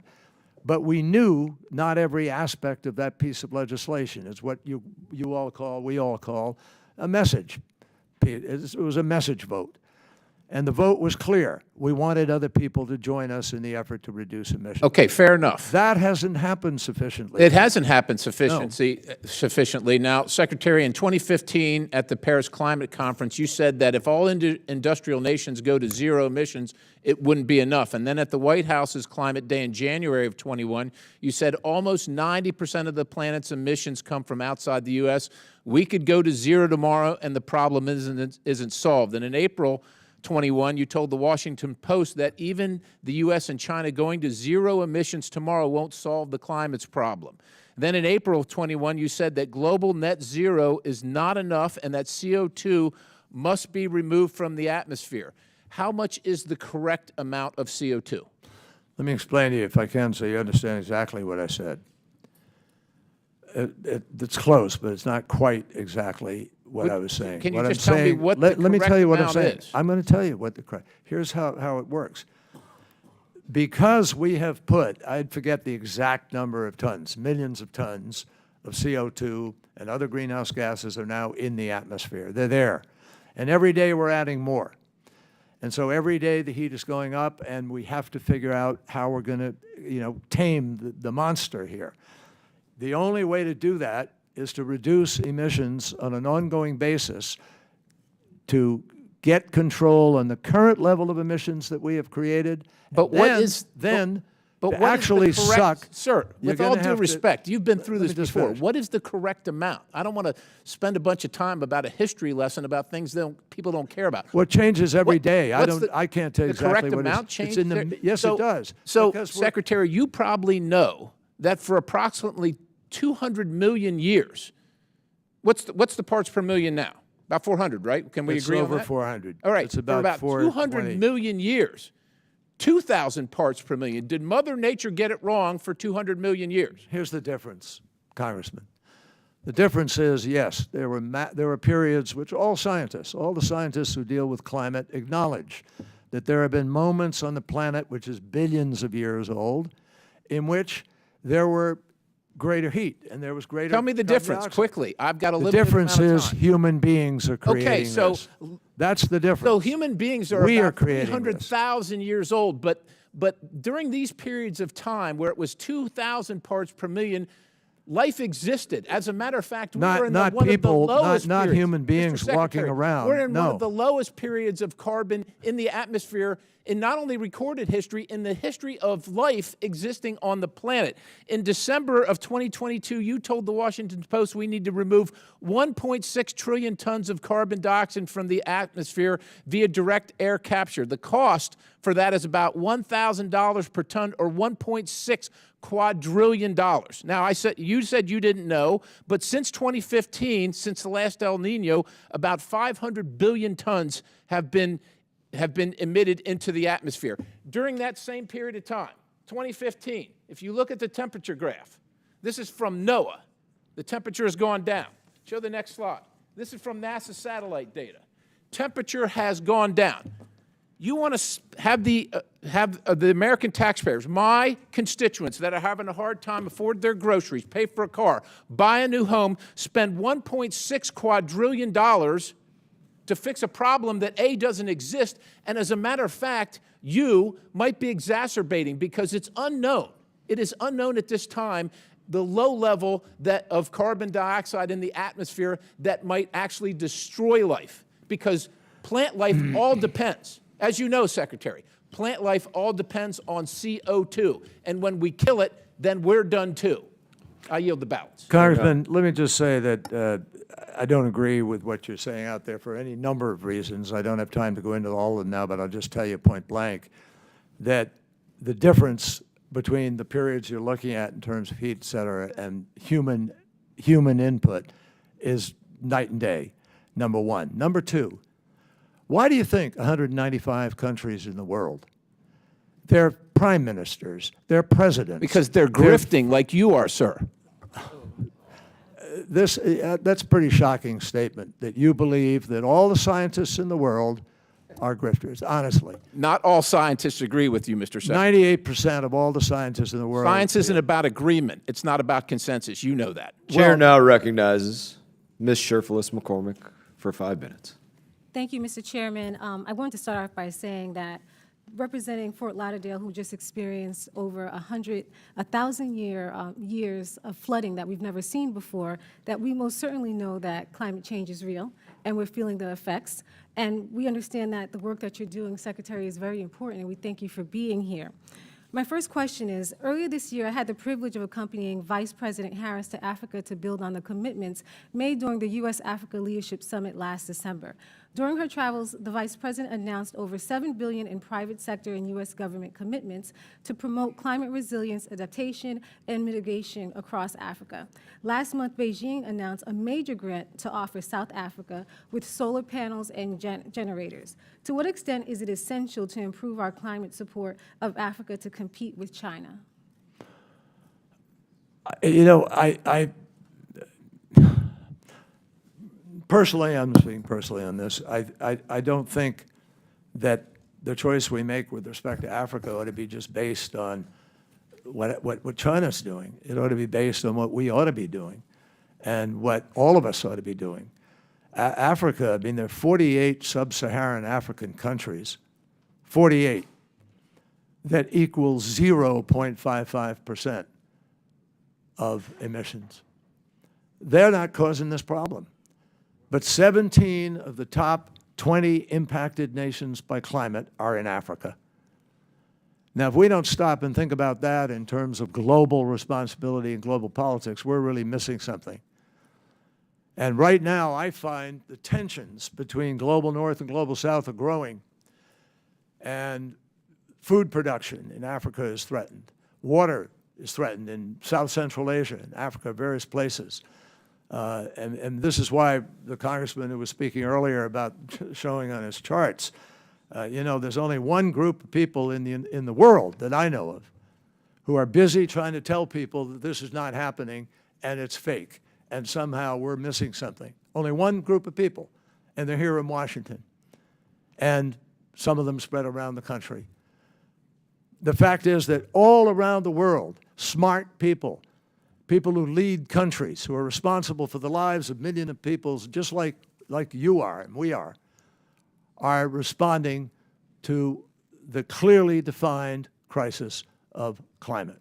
So I think we have to look at this beyond China. I think we have to look at this in the context of what's our responsibility to the future, and what's our responsibility to our fellow human beings, and how do we deal with a crisis that has been brilliantly described over these last 30 years or more, where everything predicted is happening, only it's happening faster and bigger than it was predicted. My second question is, according to the Biden-Harris administration, national security strategy, no region impacts the United States more directly than the Western Hemisphere. In June, Haiti experienced intense flash flooding, rock slides, and landslides that destroyed thousands of homes and killed over 50 people, combined with the ongoing humanitarian crisis and substantial gang violence. Many Haitians are looking to flee the country. Secretary Kerry, as the Biden administration focuses on the root cause of migration, can you describe how taking action on climate crisis can help bring stability to our nations and other nations where their citizens are looking to migrate? Thank you so much for that thoughtful question, and it's really a major, major problem, because there are now climate refugees already today who are moving across borders and looking for different places to live. Some of the people, not all of them, but some of the folks coming from Central America and South America fit into that category.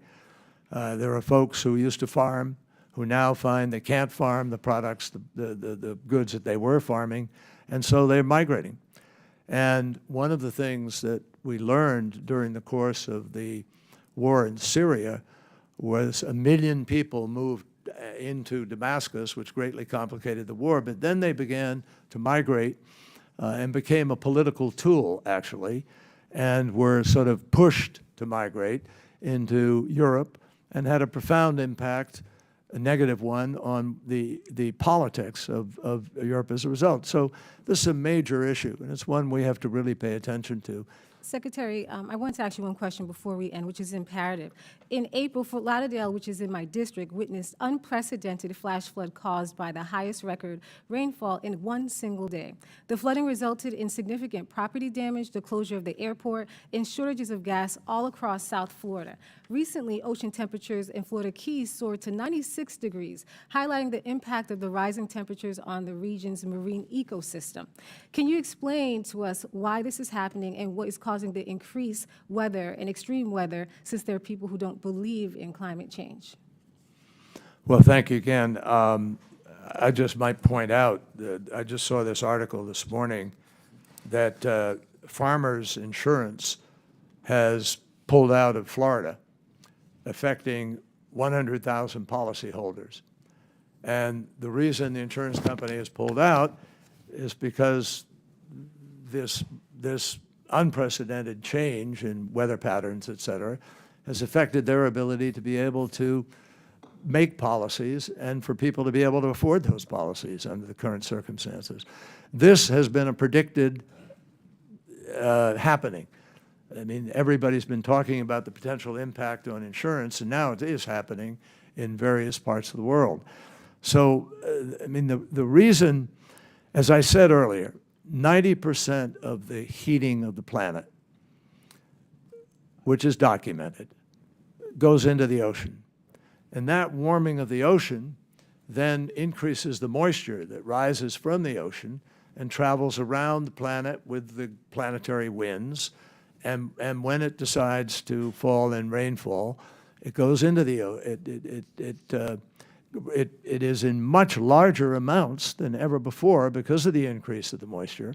It's changed wind patterns and weather patterns, and the heating has other ancillary effects. Chair now recognizes Mr. Issa for 5 minutes. Thank you, Mr. Chairman. Secretary, it's a pleasure seeing you. It's a pleasure knowing that you're in this administration, and I mean that quite sincerely. I'm often disappointed in this administration. I'm not necessarily in lockstep with all of your opinions, but you and I go back a long way of trying to do the right thing. First of all, I wanted to get a figure you gave that I may have miswritten. You predicted, you didn't give the amount they have today, but you predicted 2,200 gigawatts in China by 2030. Is that accurate? That's what our current estimates are showing. This comes from a number of different sources, but it could be more, it could be less. But today, how many gig do they have, roughly? Let me get back to you. I was actually talking with folks about that yesterday, and I couldn't get it pinned down, but I'll come back to you with a number. Okay, yeah, it'd be good for me to have that because that's a lofty goal, but as you and I both know, you go to China, you see a lot of amazing, cranes, but then when you go back, you see the cranes in the same position. So it doesn't always mean that they're doing what they say they're going to do. In 2021, you said that you told this committee that trusting China in climate change promises would be stupid and malpractice. Without directly using that quote again, would you generally agree that it still would be malpractice? I think trusting a lot of the players who've been involved in this, in government and also private sector, is not the smartest thing in the world because we've been burned. Now, China is a country that buys all of the above, no question at all. They buy a massive amount of ours and the rest of the world's coal. They're increasing their coal. They're buying natural gas. They're putting in nuclear. And as you said, they're doing some work, considerable work in the photovoltaic that they produce. But India has a tendency to continue burning both dung and coal.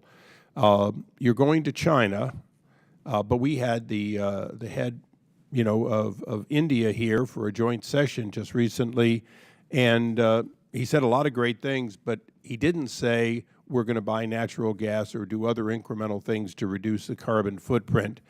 Are we dealing with two problems, a China that it's malpractice to believe that they'll do what they say they'll do, and an India that constantly seems to say they're too poor to do what they should do to do any part of climate change reduction?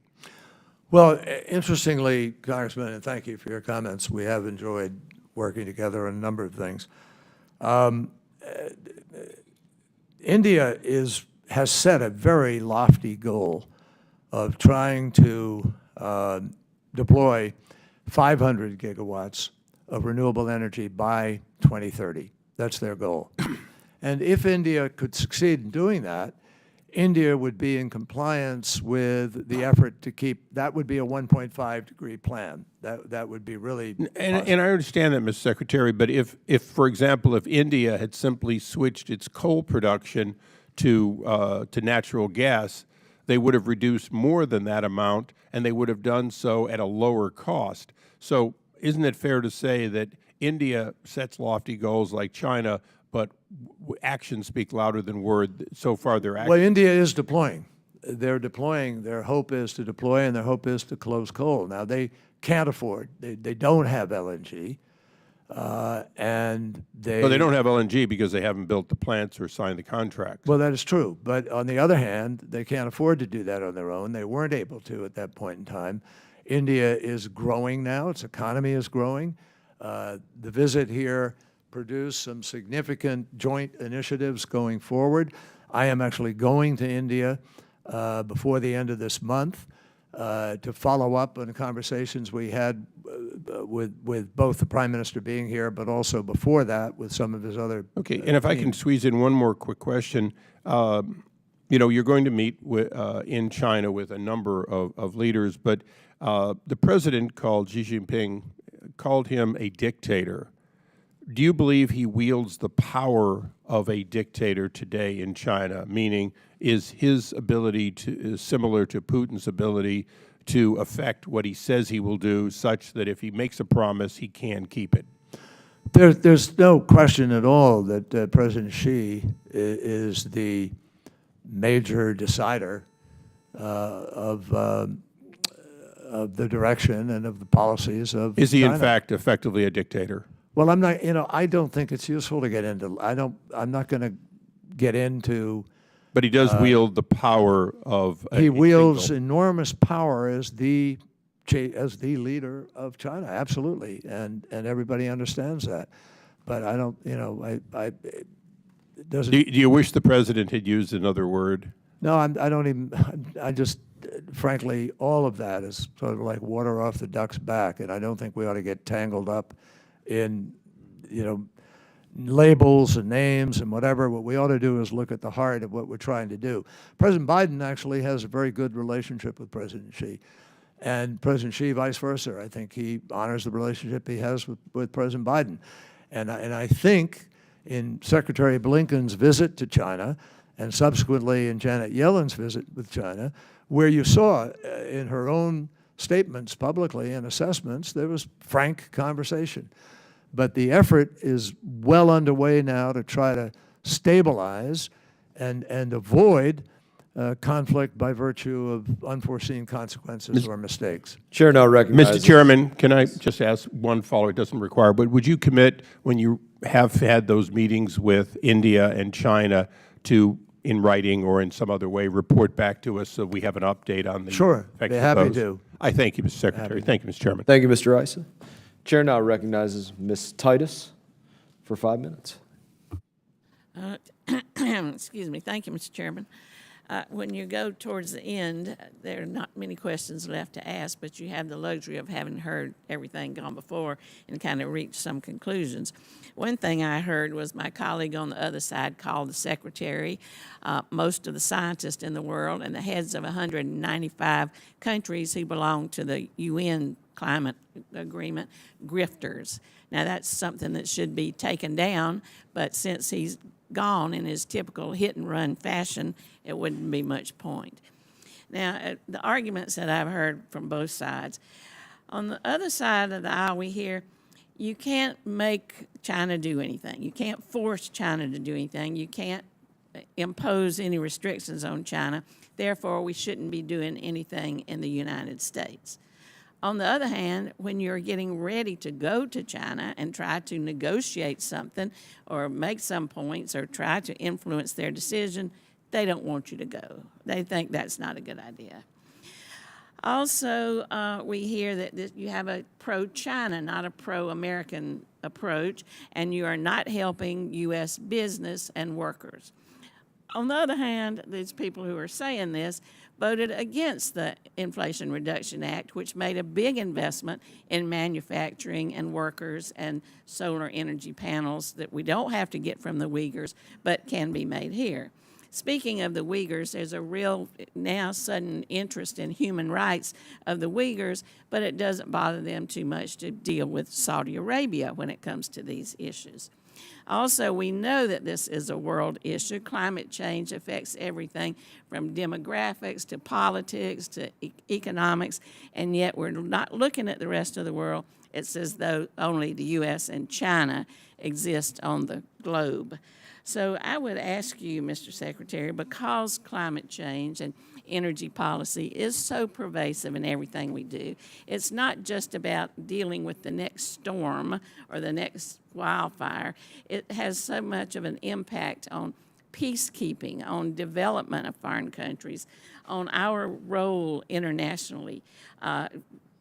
Are what you're hearing from the other side diminishing our influence, hurting our role as we try to kind of move back into being an international leader, kind of upsetting some of our NATO relations because of what Europe is doing and what we're not? Are the cuts in the budget going to make a difference because we can't now invest what the president would like to see us do to help the rest of the world with these global problems? Would you just address that sort of thing for us? Well, Congresswoman, thank you very much. Let me just say I've got the figures delivered to me here. If I take 15 seconds on this. China, according to the International Energy Agency, by 2030, China will have somewhere between 3,000 and 4,000 gigawatts of renewable energy. That's by fathoms larger than any other country in the planet. And so they're moving very aggressively in that regard. With respect to look, people really do count on America for a lot of things in the world. And I think everyone should be extraordinarily proud of our history of doing things. We're the largest humanitarian donor in the world.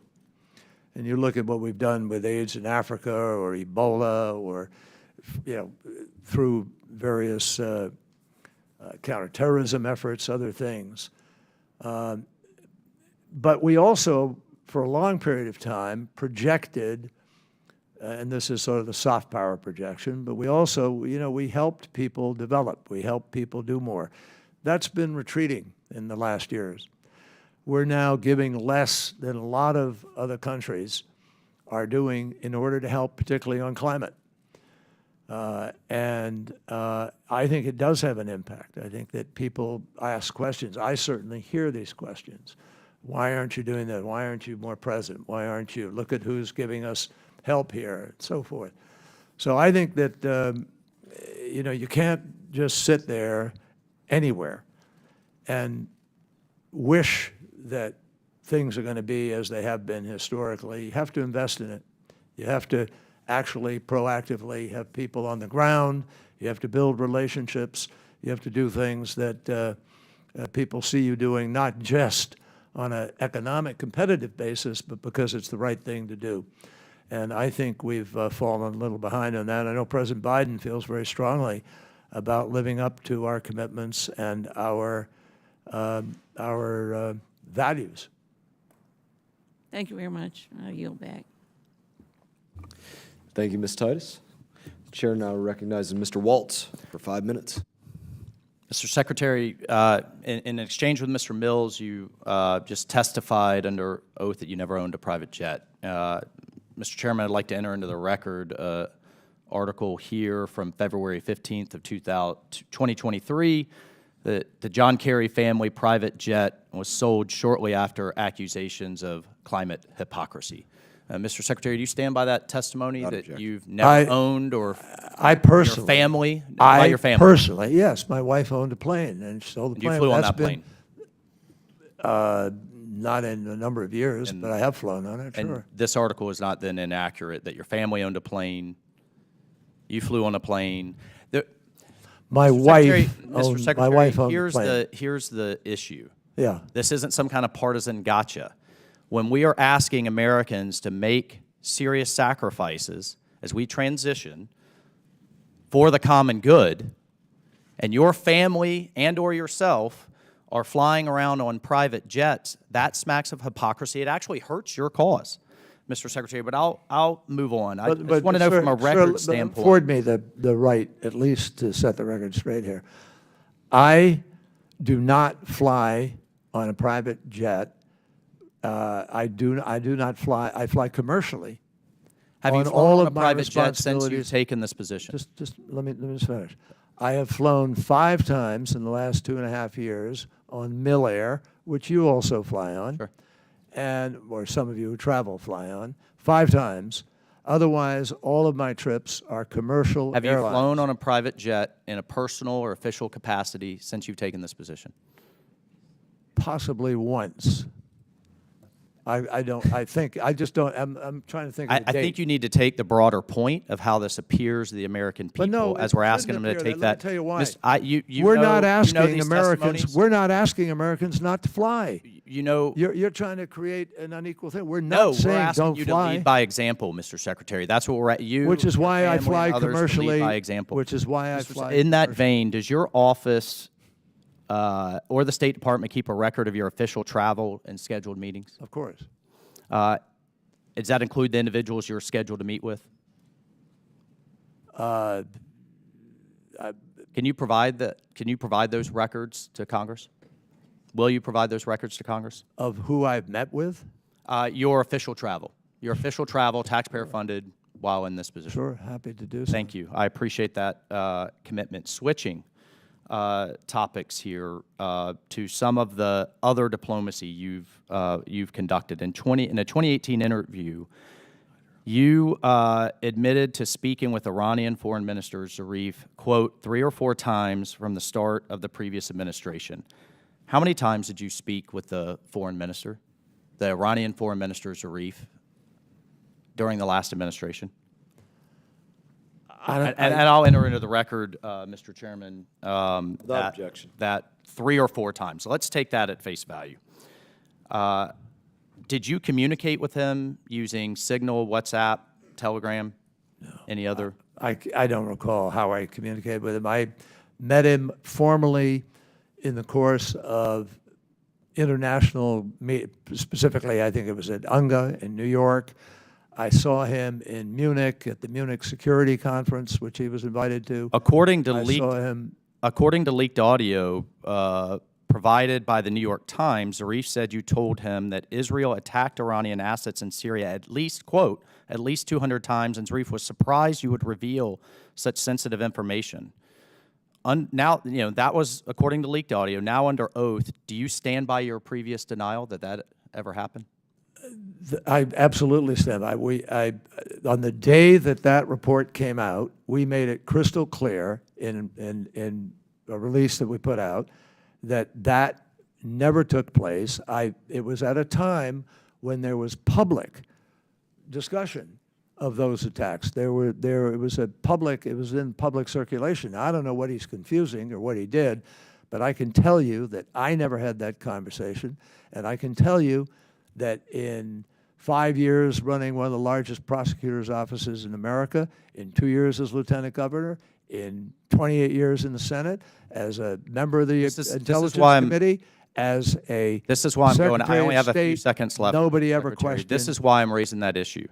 Would you find it appropriate if a former Trump administration official traveled around and talked to the same officials you are and said, you don't have to abide by these agreements, hold fast till 2024, a new regime or a new administration may be coming in, and therefore undermining current administration diplomacy.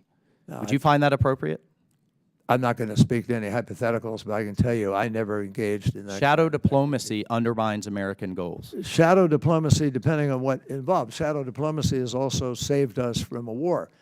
If you look at 1963 with the Cuban Missile Crisis, it was behind the scenes, back Mr. channel Secretary, I would posture that your shadow diplomacy now has us on the verge I of wasn't Iran conducting having shadow a nuclear diplomacy. weapon. I was at a security That conference. is now exploding as they race towards full enrichment from 20% to 60%, on the verge of having a nuclear weapon and a nuclear arms race in the Middle East.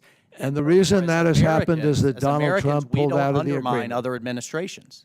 The reason that happened, my friend, is because Donald Trump pulled out of that agreement. There was no way they could have had a nuclear weapon under the agreement that existed. And even in Israel, the security establishment of Israel believed that agreement had done the job. President Trump just pulled out. Chair now Gave it away. recognizes Mr. Schneider for 5 minutes. Thank you, and Special Envoy, Secretary Kerry, thank you for your time today. Earlier, we had an exchange that I guess I can only describe as childish, but I thought I would engage a little bit on the science. How old's the Earth? I don't remember how many billions, but 4.5. billions. I'll answer. It's 4.5 billion years, or in another way of looking at it, 4,500,000 millennium. And I used to, with my kids, walk through an exercise if the Earth was a year old, where things play. And just some of the numbers on that, if the Earth was a year old and formed in January 1st, it would be mid-February when life arose on Earth. It would be sometime in mid-November where the fish started swimming in the oceans. The dinosaurs would have gone extinct around Christmas, and all of human existence would have been captured in the last hour of the last day of the year. So this idea of comparing numbers from long ago, human existence is a relatively very short period of Earth's existence. The other thing in this, Mr. Secretary, just to state the obvious, is there a difference between life existing on Earth and civilization thriving on Earth? Sure. And is what we're talking about addressing climate change, making sure we're doing everything we can to ensure that civilization, society, America continues to thrive on Earth? Indeed. Okay. Just another statistic I'll point out, 40% of all people on Earth live within 100 kilometers or 62 miles of a coast. In the United States, that number is 50% of all Americans live within 50 miles of the coast. And in some of the notes in preparing for this last night, I read that the first experience of climate change is oftentimes with water, whether it's too much or too little. I think that is one of the key things we face.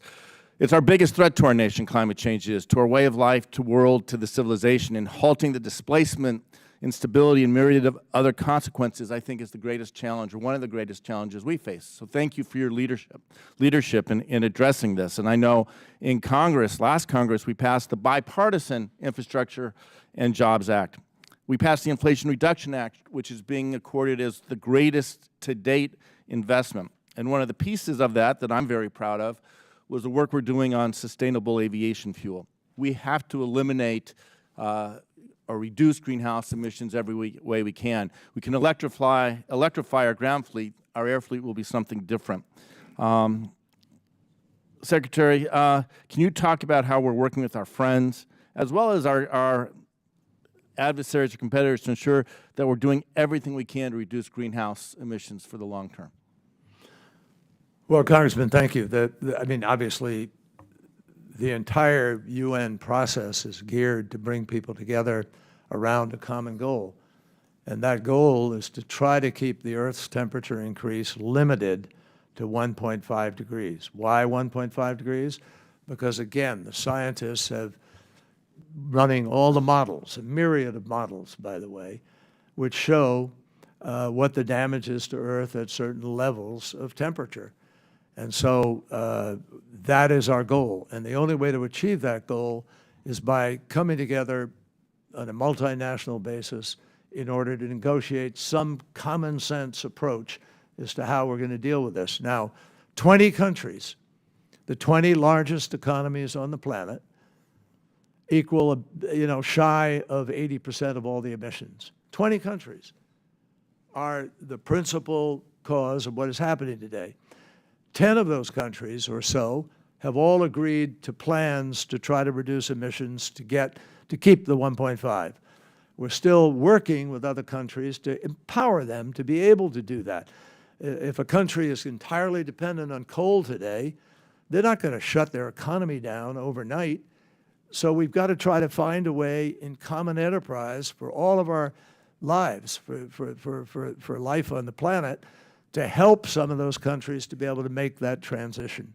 And we're getting a little stuck there because some people just don't want to do that. So, and I just want to reclaim my time to make two last points. But one, the United States can't solve this problem alone. Correct. To work with the world, but the world can't do it with the United States. But to my colleagues on the other side, we're talking about the sacrifices people are being asked to make to address climate change. I would argue that the costs we're putting on people by not addressing are far greater. Food will cost more, as you touched on already. Insurance either costs more or is completely unavailable for people living in states. Cleaning up after major extreme weather events, from hurricanes, tornadoes, fires, droughts, every one of these is putting an economic burden on communities across the nation and across the world. And if we don't act now, if we don't lead, it's only going to get worse. I yield back. Gentleman yields back. Chair now recognizes Mr. Burchett. Thank you, Mr. Chairman. Secretary Kerry, thank you for being here. Sir, you're unelected, you're non-Senate confirmed bureaucrat, basically. Can you tell me what the cost of some of these climate agreements that you've gotten the American taxpayer in, how much it is going to cost them? Well, Congressman, Just in dollars. The last thing I think I ever wanted to be in life was, quote, bureaucrat, but... well, we all are, so, you know. Well, speak for I don't yourself. trust government. I am the government, so. Let me just say that the cost, we all committed internationally, the world committed to put $100 billion into a fund that would help these other less developed countries be able to transition. We've never actually met that full 100. We've made some commitments. I mean, I can't run through them all. There are a lot of different bits and pieces to it. But by and large, we're seeing many of those things repay themselves many times over because of the transformation of our economy. And but can you just tell me how much it's going to cost us? Is there surely some economic? Well, the UN dollars finance. You're right, and sir, the UN finance analysis suggests that it will cost trillions of dollars, maybe $2.5 to $4.5 trillion a year between now and 2050, to actually effect the full transition to a clean energy economy. But that's not spending. Most of that is calculating private sector funding that will invest in these new technologies and in these new economic opportunities. For instance, we have to build out a grid, competent grid, with smart grid, so we can balance the distribution of energy in certain places. But you understand, though, when they invest, I mean, this money just doesn't appear. No, you're absolutely correct. They're going to charge us, I was always in the state legislature, and somebody said, well, let's just put another nickel on a can of beer. And I was like, well, they're just going to pass that on to your constituents. So, I mean, I hope you understand. Let me move on a little bit. Can you explain why you and other members of the U.S. delegation to the United Nations Climate Conference in 2021 and 2022 did not follow the President's direction to track your carbon emissions? Yes, it's unfortunate, but they ran into problems, apparently, in how it could get measured, how it gets accrued. It should be done, and we're trying to get people to sort of bear down. Some of those bureaucrats? Yeah, I guess. Yeah. All right. You've also agreed that countries need to pay poor and developing countries for loss and damage due to climate change. Why do the good folks in East Tennessee that work very hard for their dollars need to pay for a flood in Africa or South Asia? Well, we're not specifically paying for a flood in South Africa, though sometimes money may go to something like that. But the United States, as I said, is proudly the largest humanitarian donor in the world. And Republican and Democrat administrations alike have historically, I mean, look at what, President George W. Bush put significant amount of money into the AIDS program in Africa.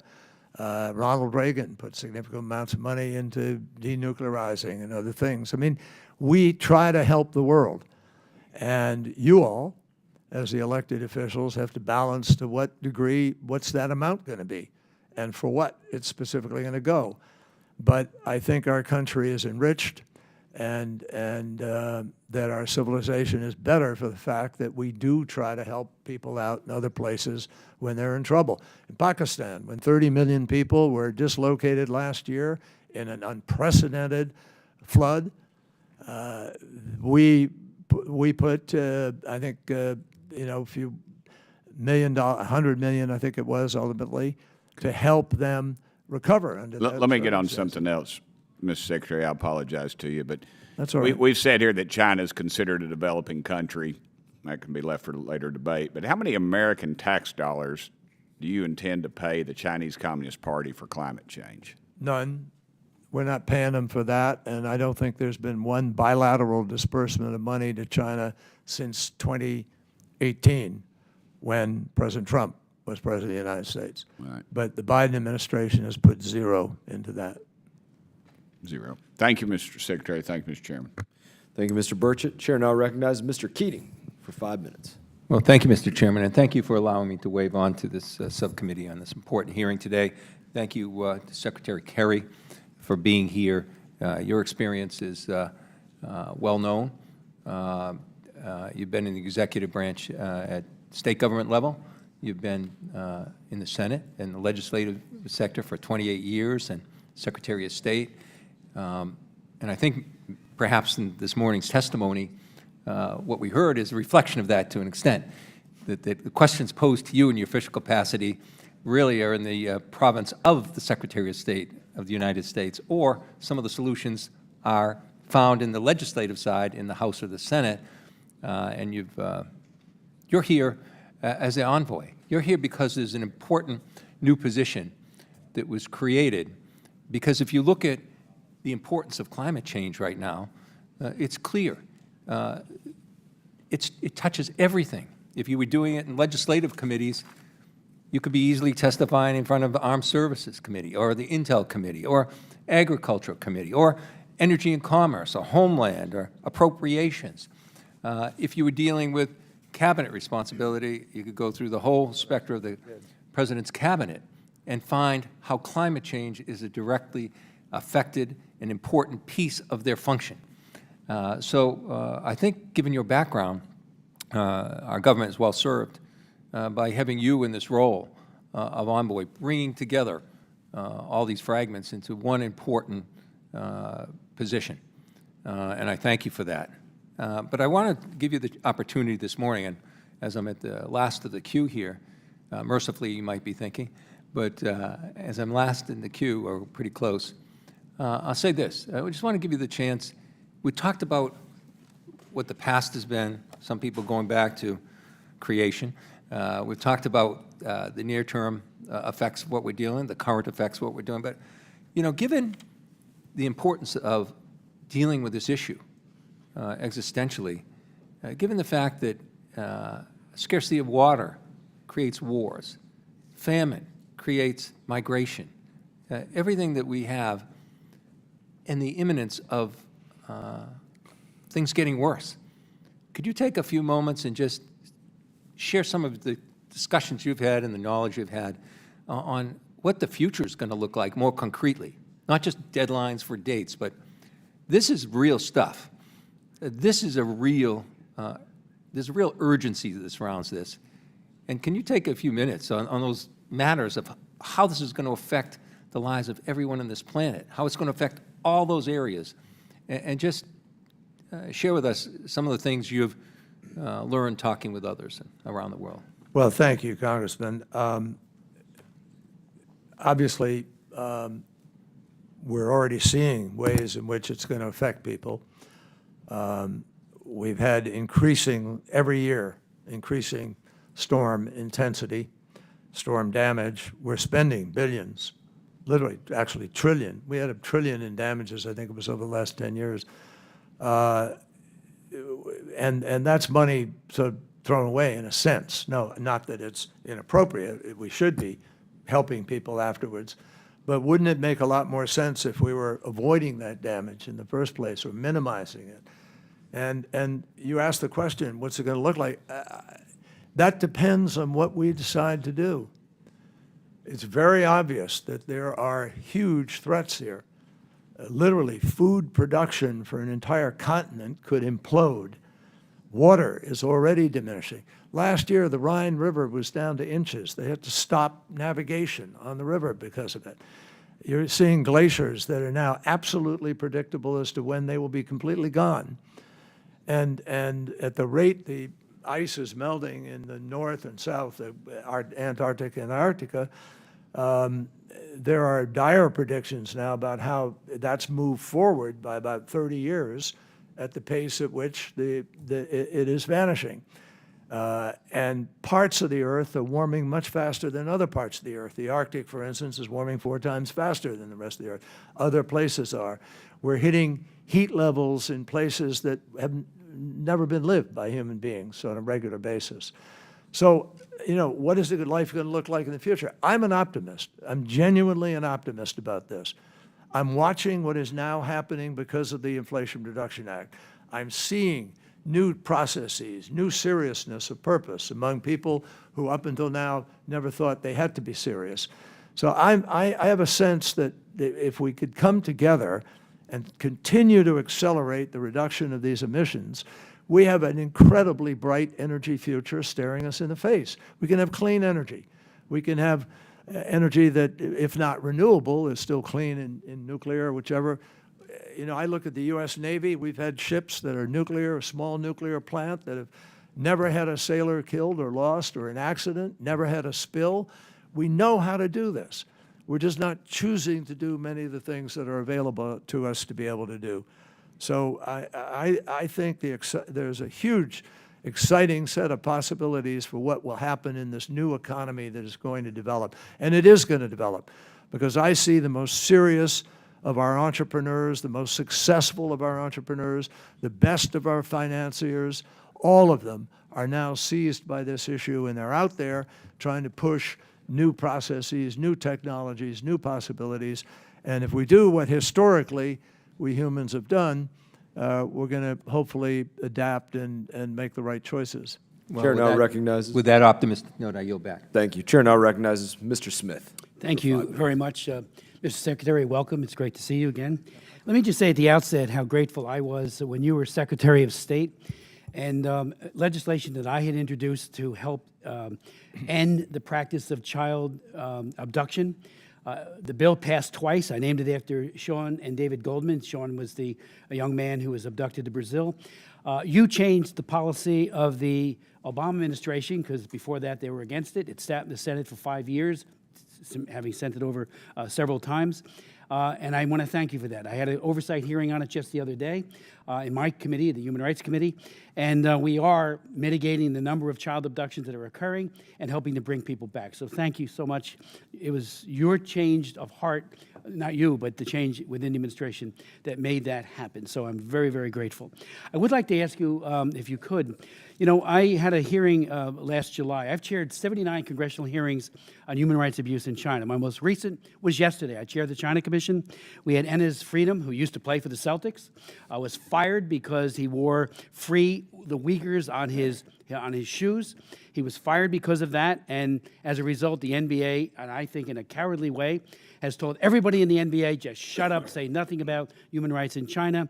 And his testimony yesterday was absolutely compelling, and we're going to do a follow-up. We've invited, or are inviting, the NBA to come to that hearing. But last July, I chaired a hearing on the Lantos Commission, because we were out of power as Republicans, so Lantos, we could call hearings. It was on the exploitation of children and adults in the Democratic Republic of Congo who are mining cobalt and soon will be mining lithium. We found out, and I've raised this issue before, but the hearing just was a catalyst for we need to do more on this. Something on the order of 40,000 children are in these artisanal mines. They're dying. They're getting sick. There's cave-ins. They're inhaling all kinds of debris without proper. Now, who runs it all? The Chinese Communist Party. They own just about every mine there. All of the finished product, not finished, but the mined product of cobalt is sent to China for processing, and then it goes into EVs by way of the batteries. And it seems to me that no matter where anybody comes down on the advisability of having more electric vehicles, it should not be on the backs of African children, be they in DR Congo or anywhere else. And 70% of all the cobalt, as you know, does come from the DR Congo. I introduced a bill, H.R. 4443, that would look to enforce the Tariff Act, Sections 307, and require an all-out effort to try to protect those children and those adults from this egregious human rights practice by the Chinese Communist Party. I did meet with our ambassador, and it was a very good meeting, Lucy Tamlin, a couple of weeks ago to the DR Congo, and I had known that they're talking about an MOU, but the problem with the MOU is just aspirational. It's like sense of the Congress or sense of the Senate language. There's no teeth in it. And I'm asking you today, I know you are very much in favor, as is the administration, of electric vehicles, but they should not be, the supply chain should not be contingent on whether or not we get it from the DR Congo or, by way of the Chinese Communist Party. Please take a look at the bill. We've got to protect those kids and those adults. They are dying. We had people talk about the lung diseases that they're getting. And these kids have no health care, so they just die. And there's beatings that are occurring by Chinese Communist Party soldiers who are deployed there. And unfortunately, the DR Congo leadership just basically looks the other way because they're getting perhaps even paid off. If you could speak to the issue of the cobalt and soon the lithium that will also be coming out of the DR Congo. Well, Congressman Smith, thank you very much for your persistent, over the years, work on all of this. You've been really tenacious and super focused on it. It was a pleasure to work with you on it before. Let me just say to you that we have an MOU with the DRC and Zambia on advancing critical minerals now, and to add processing capacity there. So we're focused on it, and I will convey your thoughts to the appropriate bureau in the department out of this, but we thank you for that. I would appreciate that. And again, the MOU is a good idea, but it doesn't go far enough. It is all aspirational. And again, when the Chinese Communist Party is paying people, high government officials, and there's suggestions that that is happening, I would love for the DR Congo to own it all and to spread the wealth that is gleaned from that to their own people. Yeah, I instead of it all going and being processed by the PRC, where another slave labor type process takes place once it gets to China. So Thank you. Please take a look at the bill, and I hope you can support it. You got it. Thanks. Thank you. Chair now recognizes Mr. Huizenga for 5 minutes. Thank you, Mr. Chairman and Secretary Kerry. I appreciate the opportunity to ask you a couple of questions. I'm going to, before I get into the Partnership for Global Infrastructure and Investment and some other projects, I do want to touch base on nuclear energy. That has been somewhat controversial. Obviously, ensuring we have sufficient baseload generation is significant. I served in the Michigan legislature, spent 6 years on the Energy and Technology Committee. I serve on the Financial Services Committee and do a lot of work with the development banks and have over my tenure here. And I have in my district potentially one of the first projects.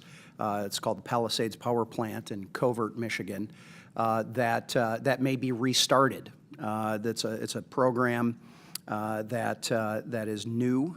It was on the brink of decommissioning and could come back.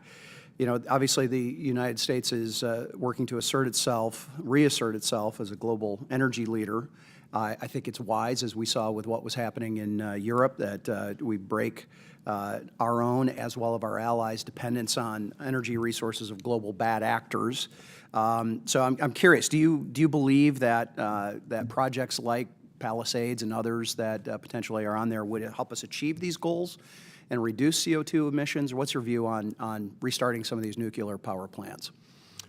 The Biden administration is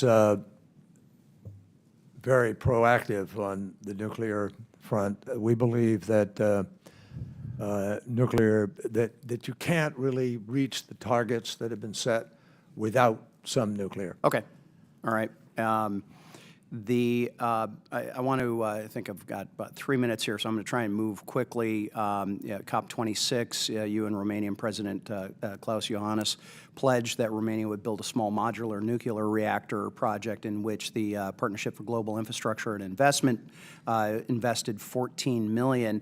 Are there any concerns that your policy and willingness to or potential willingness to forego financial viability of projects to satisfy the environmental side? I mean, are you looking at the business model as you are involved in these? Of course, it's imperative. Okay. All right. I want to move to a question regarding sort of your scope and authority. I think this is a new position, very new to a lot of people. Including those of us that are constitutionally obligated to have oversight of those things. And I'm curious, does your funding, just making sure I understand, does your funding to fund your 45 full-time equivalents, your FTEs, as well as your salary and your travel, does that all come out of the State Department? Yes. Okay. Yet you do not report to Secretary Blinken, correct? Well, sure I do. I mean, but he's a friend of mine. I'm not trying to create a trap. No, here. no, I'm no. just I know trying you're to not. understand. I know you're not. I'm just trying to say, formally, in terms of strict legal accountability, Okay. I report to the President of the United States. Okay, But that's great. informally, obviously, I keep the Secretary completely. There's only one Secretary. That's informed. Yes. We keep him fully informed. And having served in I that consult position, with him. Reclaiming my time on this. Sure, go ahead. You certainly served in that position. In that position, you had the authority and the ability to negotiate on behalf of the United States, and had ability to bind it or speak on behalf of the president. What are the scopes of your duties with this, and under what authority are you able to go in and be able to all intents and purposes negotiate on behalf of the United States? Well, I'm negotiating. I'm formally charged by the President of the United States and his executive authority, and the appropriate congressional notification and approval, an executive order, et cetera, that created the job. So we have had special envoys for years and years and years, and we've used envoys. I don't think anything with quite this scope. Well, that may be because of the scope of the problem. Sure. All right. I need to hit one last thing here. In March 9, 2022, an email from the Specs Office Senior Director of Climate Finance, the official wrote that a call or meeting should be held with you soon, saying, quote, I would also suggest a call or meeting soon with JK to update him on FY 22 and 23, focusing on all the elements we can't put on paper. What are those elements that couldn't be put on paper? I have no idea. So it sounds like we need to pull him in to ask that question? Well, or I are don't you know. willing to go ask and find out I what would exactly he was personally, absolutely. I'm not sure what it is that couldn't be put on paper. All right, and I know my time is expiring here, but it's my understanding that there is a FOIA request for the fiscal 2022 that State Department has said they will not be able to fulfill until 2025? April of 2025. Does that sound right to you? No, it doesn't sound right, but it sounds accurate. Would that be acceptable? You and your senatorial. No, that's not acceptable, and I believe it was an algorithm that kicked that out kind of crazily. Maybe that's a metaphor for other kinds of challenges, but no, I'm confident that I can't imagine any FOIA that would take that long. So you'll pledge to work with us on expediting that? Well, we will communicate to the office that you're asking and that it's important to try to get to it as soon as possible. Mr. Secretary, I know you have travel, and we have one more member to ask questions. Sure. The chair now recognizes Mr. Pfluger for 5 minutes. Thank you, Mr. Chairman, and thank you for allowing me to wave onto this committee. Secretary, good to see you. I want to follow up on a couple of things. Before I get to that, I know you're traveling to China. I hope that will include touting American energy. China has rapidly produced coal plants over the past couple of years. They are concerned about baseload capacity. They are concerned about reality, and yet we have administration officials who are touting the Chinese Communist Party as the leader around the world in combating climate change, which is just incredulous and it's nonsense. So I hope that on your trip there that you'll tout American LNG. If we were to replace the coal plants that China has, we could reduce the CO2 footprint immediately overnight by about 50%. So following up on my colleague here, in your position as special envoy, you made it clear that you do negotiate, on behalf of the president. But let me ask you this: do you have the authority to bind agreements? No. Okay, so you're negotiating, and those binding agreements are the responsibility. They're not binding. They don't become a binding agreement unless they're ratified by the Congress, by the Senate. And it's not a treaty, mind you. It's an executive agreement. So it's binding between that administration but not beyond that. Okay. It doesn't have the force of law and international law. In this position, do you advise President Biden on energy policy? In terms of global challenges and U.S. interest, yes. Did you advise the president in recent months to travel to Riyadh and to ask OPEC to increase production of oil and gas? No, I did not. So Secretary Granholm testified before me on my primary committee in Energy and Commerce, and was a little wiggly on whether or not she was the primary advisor on energy policy for this administration. Well, she is in regards to writ large the energy policy. Sure, she is primary. I'm glad to hear that answer. And I'm trying to figure out who advised the president to go to Riyadh and ask for an increase in production of oil and gas. Let me ask you this. In previous times where we've had the opportunity to have you before this committee, I've asked the question, do the renewable sources of energy like wind and solar, let's just limit it to those, do they have the ability to provide baseload capacity in this country? Backup baseload, no, but some primary they could be part of it. Yeah. But can they on their own guarantee that when the wind isn't blowing and the sun ain't shining? No, that we all know.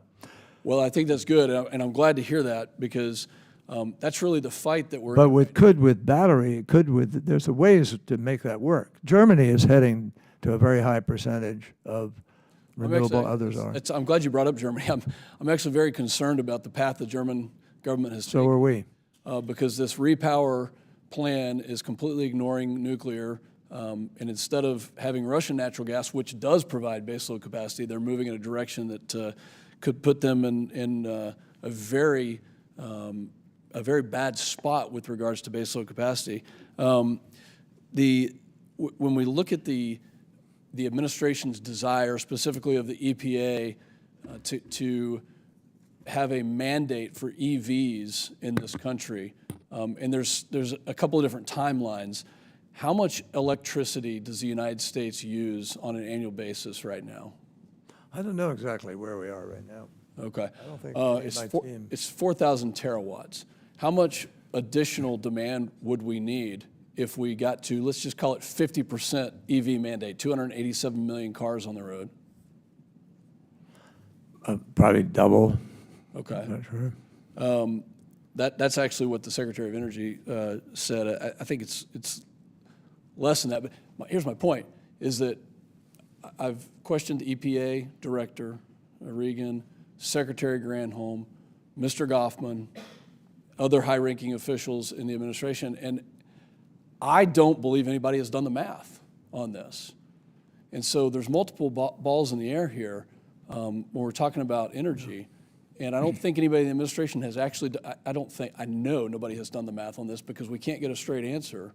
And so when you go to China and talk to the Chinese about baseload capacity and the power that's required there, I think they're doing the math on it, and they're building coal plants to meet that demand. Actually, I don't, with all due respect, I know you represent a district that has tremendous wind and the Permian Basin and so forth, and so you have a lot of knowledge of this. But I think there was a recent article showing that it was in fact renewables that kind of helped Texas through the hurdle of this heat because of its reliability and where the energy comes from. But let me just say to you that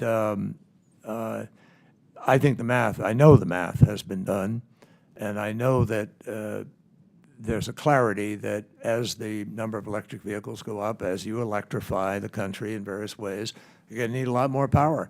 And that's precisely why the administration is trying to move on the permitting for many of the transmission lines that are essential to being able to get that power out there.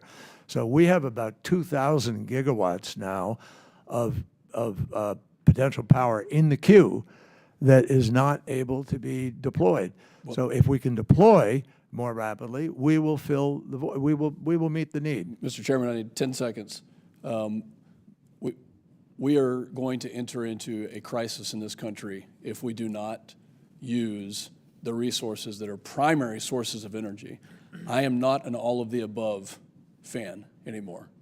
I am a best-of-the-above fan. And Mr. Secretary, please advocate for the best of the above in this country, which starts with primary sources like liquefied natural gas that come out of the Permian Basin that I represent. And it's critical that we lead in the world, or we will be cold, dark, and... Do you also believe it's critical that they capture the emissions if they're going to make them? These companies are doing just that. We've reduced emissions, harmful emissions, ones that are listed in the Clean Air Act. And you believe that can be brought to scale we have scaled and be affordable? We've scaled it in the Permian Basin. We've gone from 1 million barrels a day just 12 or 13 years ago to 5.5 million barrels a day, 43% of the total production in the United States. And in doing that, we have also reduced harmful emissions by over 40%. Well, it's great. And look, I've had conversations with many of the CEOs of our biggest companies, asking them and trying to get fully knowledgeable about what's doable and what isn't here. The key is, folks, we've got to meet the target of the reduction of emissions that we know will help us avoid the consequences of what's happening. That's the key. And I'm not picking which way it's going to happen. I want to see it happen, and we'll go from there. Let's use the best of the above. Mr. Chairman, thank you for letting me wave on. I yield back. Thank you, Mr. Pfluger. Thank you, Mr. Secretary, for your time today. Thank you for your answers. On this committee, we do not approve of engaging in personalities with the witnesses, though it is not a rule. It's not something that we approve of. So you have our commitment. Can I just mention one thing, though, Mr. Chairman? Absolutely. And thank you for your stewardship of this hearing, which I really appreciate. Because I didn't get a chance to answer Congressman Waltz, I think it was, whoever was asking about the airplanes. You have a couple minutes. As long as you have time, you have a couple of minutes. Because it's trivial in my mind, but I want to make it clear because it keeps sort of resurfacing. We are not, I have not, President Biden is not, we are not saying to people, you should not fly. That's not the message.